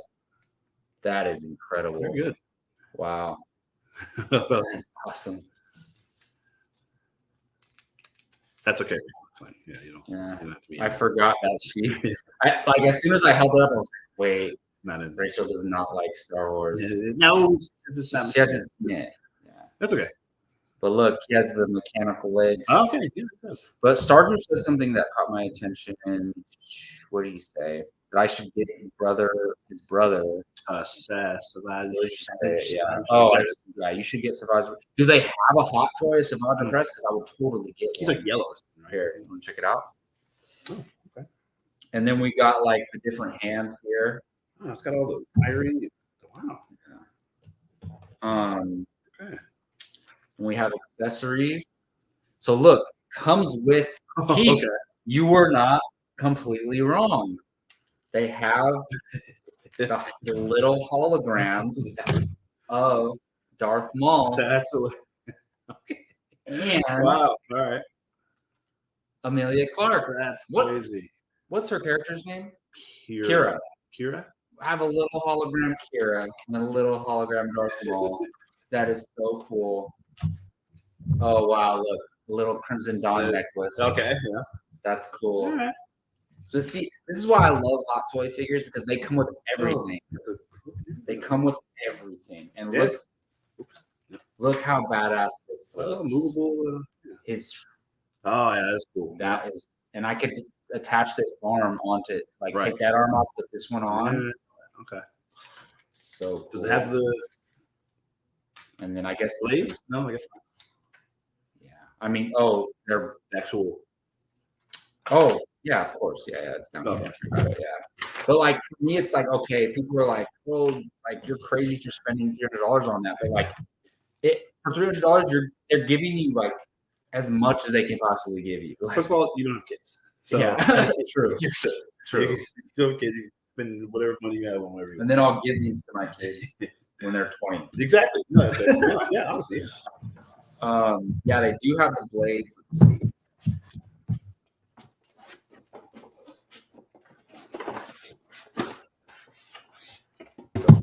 I didn't have kids. You'd be buying some too. I have all Jordans. I have all kinds of stuff. Fair point. Okay, so we got like some battery stuff. Display. Oh, a little platform. Yeah, they all come with these. Nice little platform here, and this is cool because, like, some people they're like not sure if they want to. Oh wow, his little throne. Okay, that's awesome. Sit? Yeah, he can sit. I didn't know it was movable like this. Yeah. Oh, all right. Yeah. Be careful. I actually, I've broken several pieces to these before. I like it. But yeah, no, they got the blades here. See. Oh, okay, yeah. There you go. So you add them to the hilts. Yeah, that's cool. And then and they have it as if so you could be like he's swinging it. Yeah. That's cool. So I have at this point I have Rey. I was about to ask, what are the other Star Wars movies? I have Rey. I have Leia from Return of the Jedi. Like her like the gold key. The one which is in the forest, like the Endor. Oh, that's cool. Yeah. Cool. Okay. The Endor moon one. And then I have Rey. Oh, I have Obi-Wan. I was about to say, you have Obi-Wan? No, I have. Remember, I ordered it when we were here on my birthday. Yes. Remember? That was a few months ago. So I have Obi-Wan from Kenobi series. The one where he's throwing the rocks at Vader. Yeah, that's right. Yeah. I have that on the pre-order. So at some point, I'm gonna set up my Rey, Maul, and Obi-Wan like all fighting each other, and then like maybe I'll put Leia can't get involved in that. Oh wait, Leia's a Force user too. You know what? Well, I'm a Force user. I'm gonna take one of these lightsabers and I'm gonna put one in Leia's hands. Sure. And then we're gonna have, I guess, all three of them for Darth Maul. She has one. She have. Can you get like separate accessories or? I'm sure I could, because I could say like, I broke this one. Can I order another one? Because the Rey has her lightsaber, right? Like, she buried it. So like, for example, look, I have 2 hilts and 2 lightsabers. There you go. So not that I'm going to put the red one in Leia's hand, but I think I have multiple hilts and lightsabers for my Rey one. Right. So I can give, or the Obi-Wan one. Yeah. Whatever. Leia has a blaster. That's all she needs. She's a princess with a blaster. You're right. Yeah. So, Keith, do you have any theories that you want to talk about? I did. I should have wrote it down. I thought I was a great one. Then you forgot about it. Forgot it. Oh, that's okay, man. We got a bunch of stuff. I did hear an interesting one where what is this? Go ahead. Batman is a spirit. What? Like, and that's why they're all general. Like all the Batmans are connected. So it's the bat that crashes into his. Oh wow! Is a spirit that embodies him. That's why they're all different. Like all the already think about that. All the Batman, all the live action Batmans are the same spirit, which made me laugh. Like reincarnated. It's pretty much. Yeah. And that's why we keep seeing the different origins of all the different ones. That's exactly You're right. Yeah. That was fun. That would be interesting. That was actually true. And Keith believes that 100%. He thinks that's true. I was listening to the Batman score. Like I hadn't listened to the whole thing. That score is amazing. It's so good. I don't watch it. The Batman. Oh, the Robert Pattinson. Yeah. That's still the best movie of the year. I think it is. Still my number one. Yeah. But and people said this, and I was like, can't be true. Da, da, da. Everything Everywhere All at Once is. I gotta watch it in the more I thought of the movie. It's so good. It's so good. I mean, I still give Batman. The Batman is my favorite movie of the year. And like it's so crazy that came out this year. It's between, I know, right? It's between that and I told you, surprise to everyone, but the Adam Sandler basketball movie. Oh my gosh, Hustle. That's really might be my number one still. Yeah, really. I love that movie. And close. It's between those two. But what year are we in? 22? 22. Yeah. Yeah. I mean, I have the Batman, Everything Everywhere All at Once. Prey. Yes. The Black Phone. Yeah, I agree. And I actually really like Elvis. I mean, oh yeah, I need to watch that. It's really HBO good. Max. Yeah, I need to watch it. Yeah, well, I'm a big Batman fan, and then I don't know. I like the way the story is. It's very stylistic. I've heard nothing and entertaining. Yeah, but Mr. Maul. I wonder, like, before he became Darth, is his name just Maul? That's why I started. That's why I said Maul. That's what I say. That's a real name. So look, honestly, like I said, I have quite a few of these figures. Actually, before you because I mean that wouldn't be his Sith name because Vader, like Palpatine, just thought of the name Vader and came to him. So I would imagine Maul is the same. So. No, I think Maul's actually named from Dathomir. Yeah. I'm pretty sure they said that. Yeah. Okay. Because even after, like, it's not like if Vader stopped being a Sith, he would just go by Vader. Like, probably just go by Anakin. Yeah. Like, I don't know. Like, because the Darth Vader is associated, the Vader part is associated with him being a Sith. Right. But like I've gotten a ton of these figures, and look, my Harley Quinn had a broken pigtail, but honestly, it's not as good quality as this one. Like, not all of them are great quality. Like the faces don't look great all the time; they look kind of weird. This one is like amazing. Yeah, like this looks incredible. So I like. If you see this, if this one's still available and you're thinking about getting a Darth Maul, I recommend it. And like, I'm still like, broken pigtail or not, I don't love my Harley Quinn one, and so I'm still waiting for a decent one from that. Is it from the animated Harley Quinn, or is it? No, it's from Birds of Prey. You said, yeah, it's from Birds of Prey, and it's the one where she's in like the gold overalls.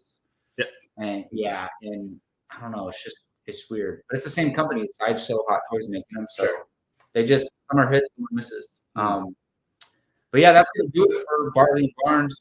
Yeah, this month I should say.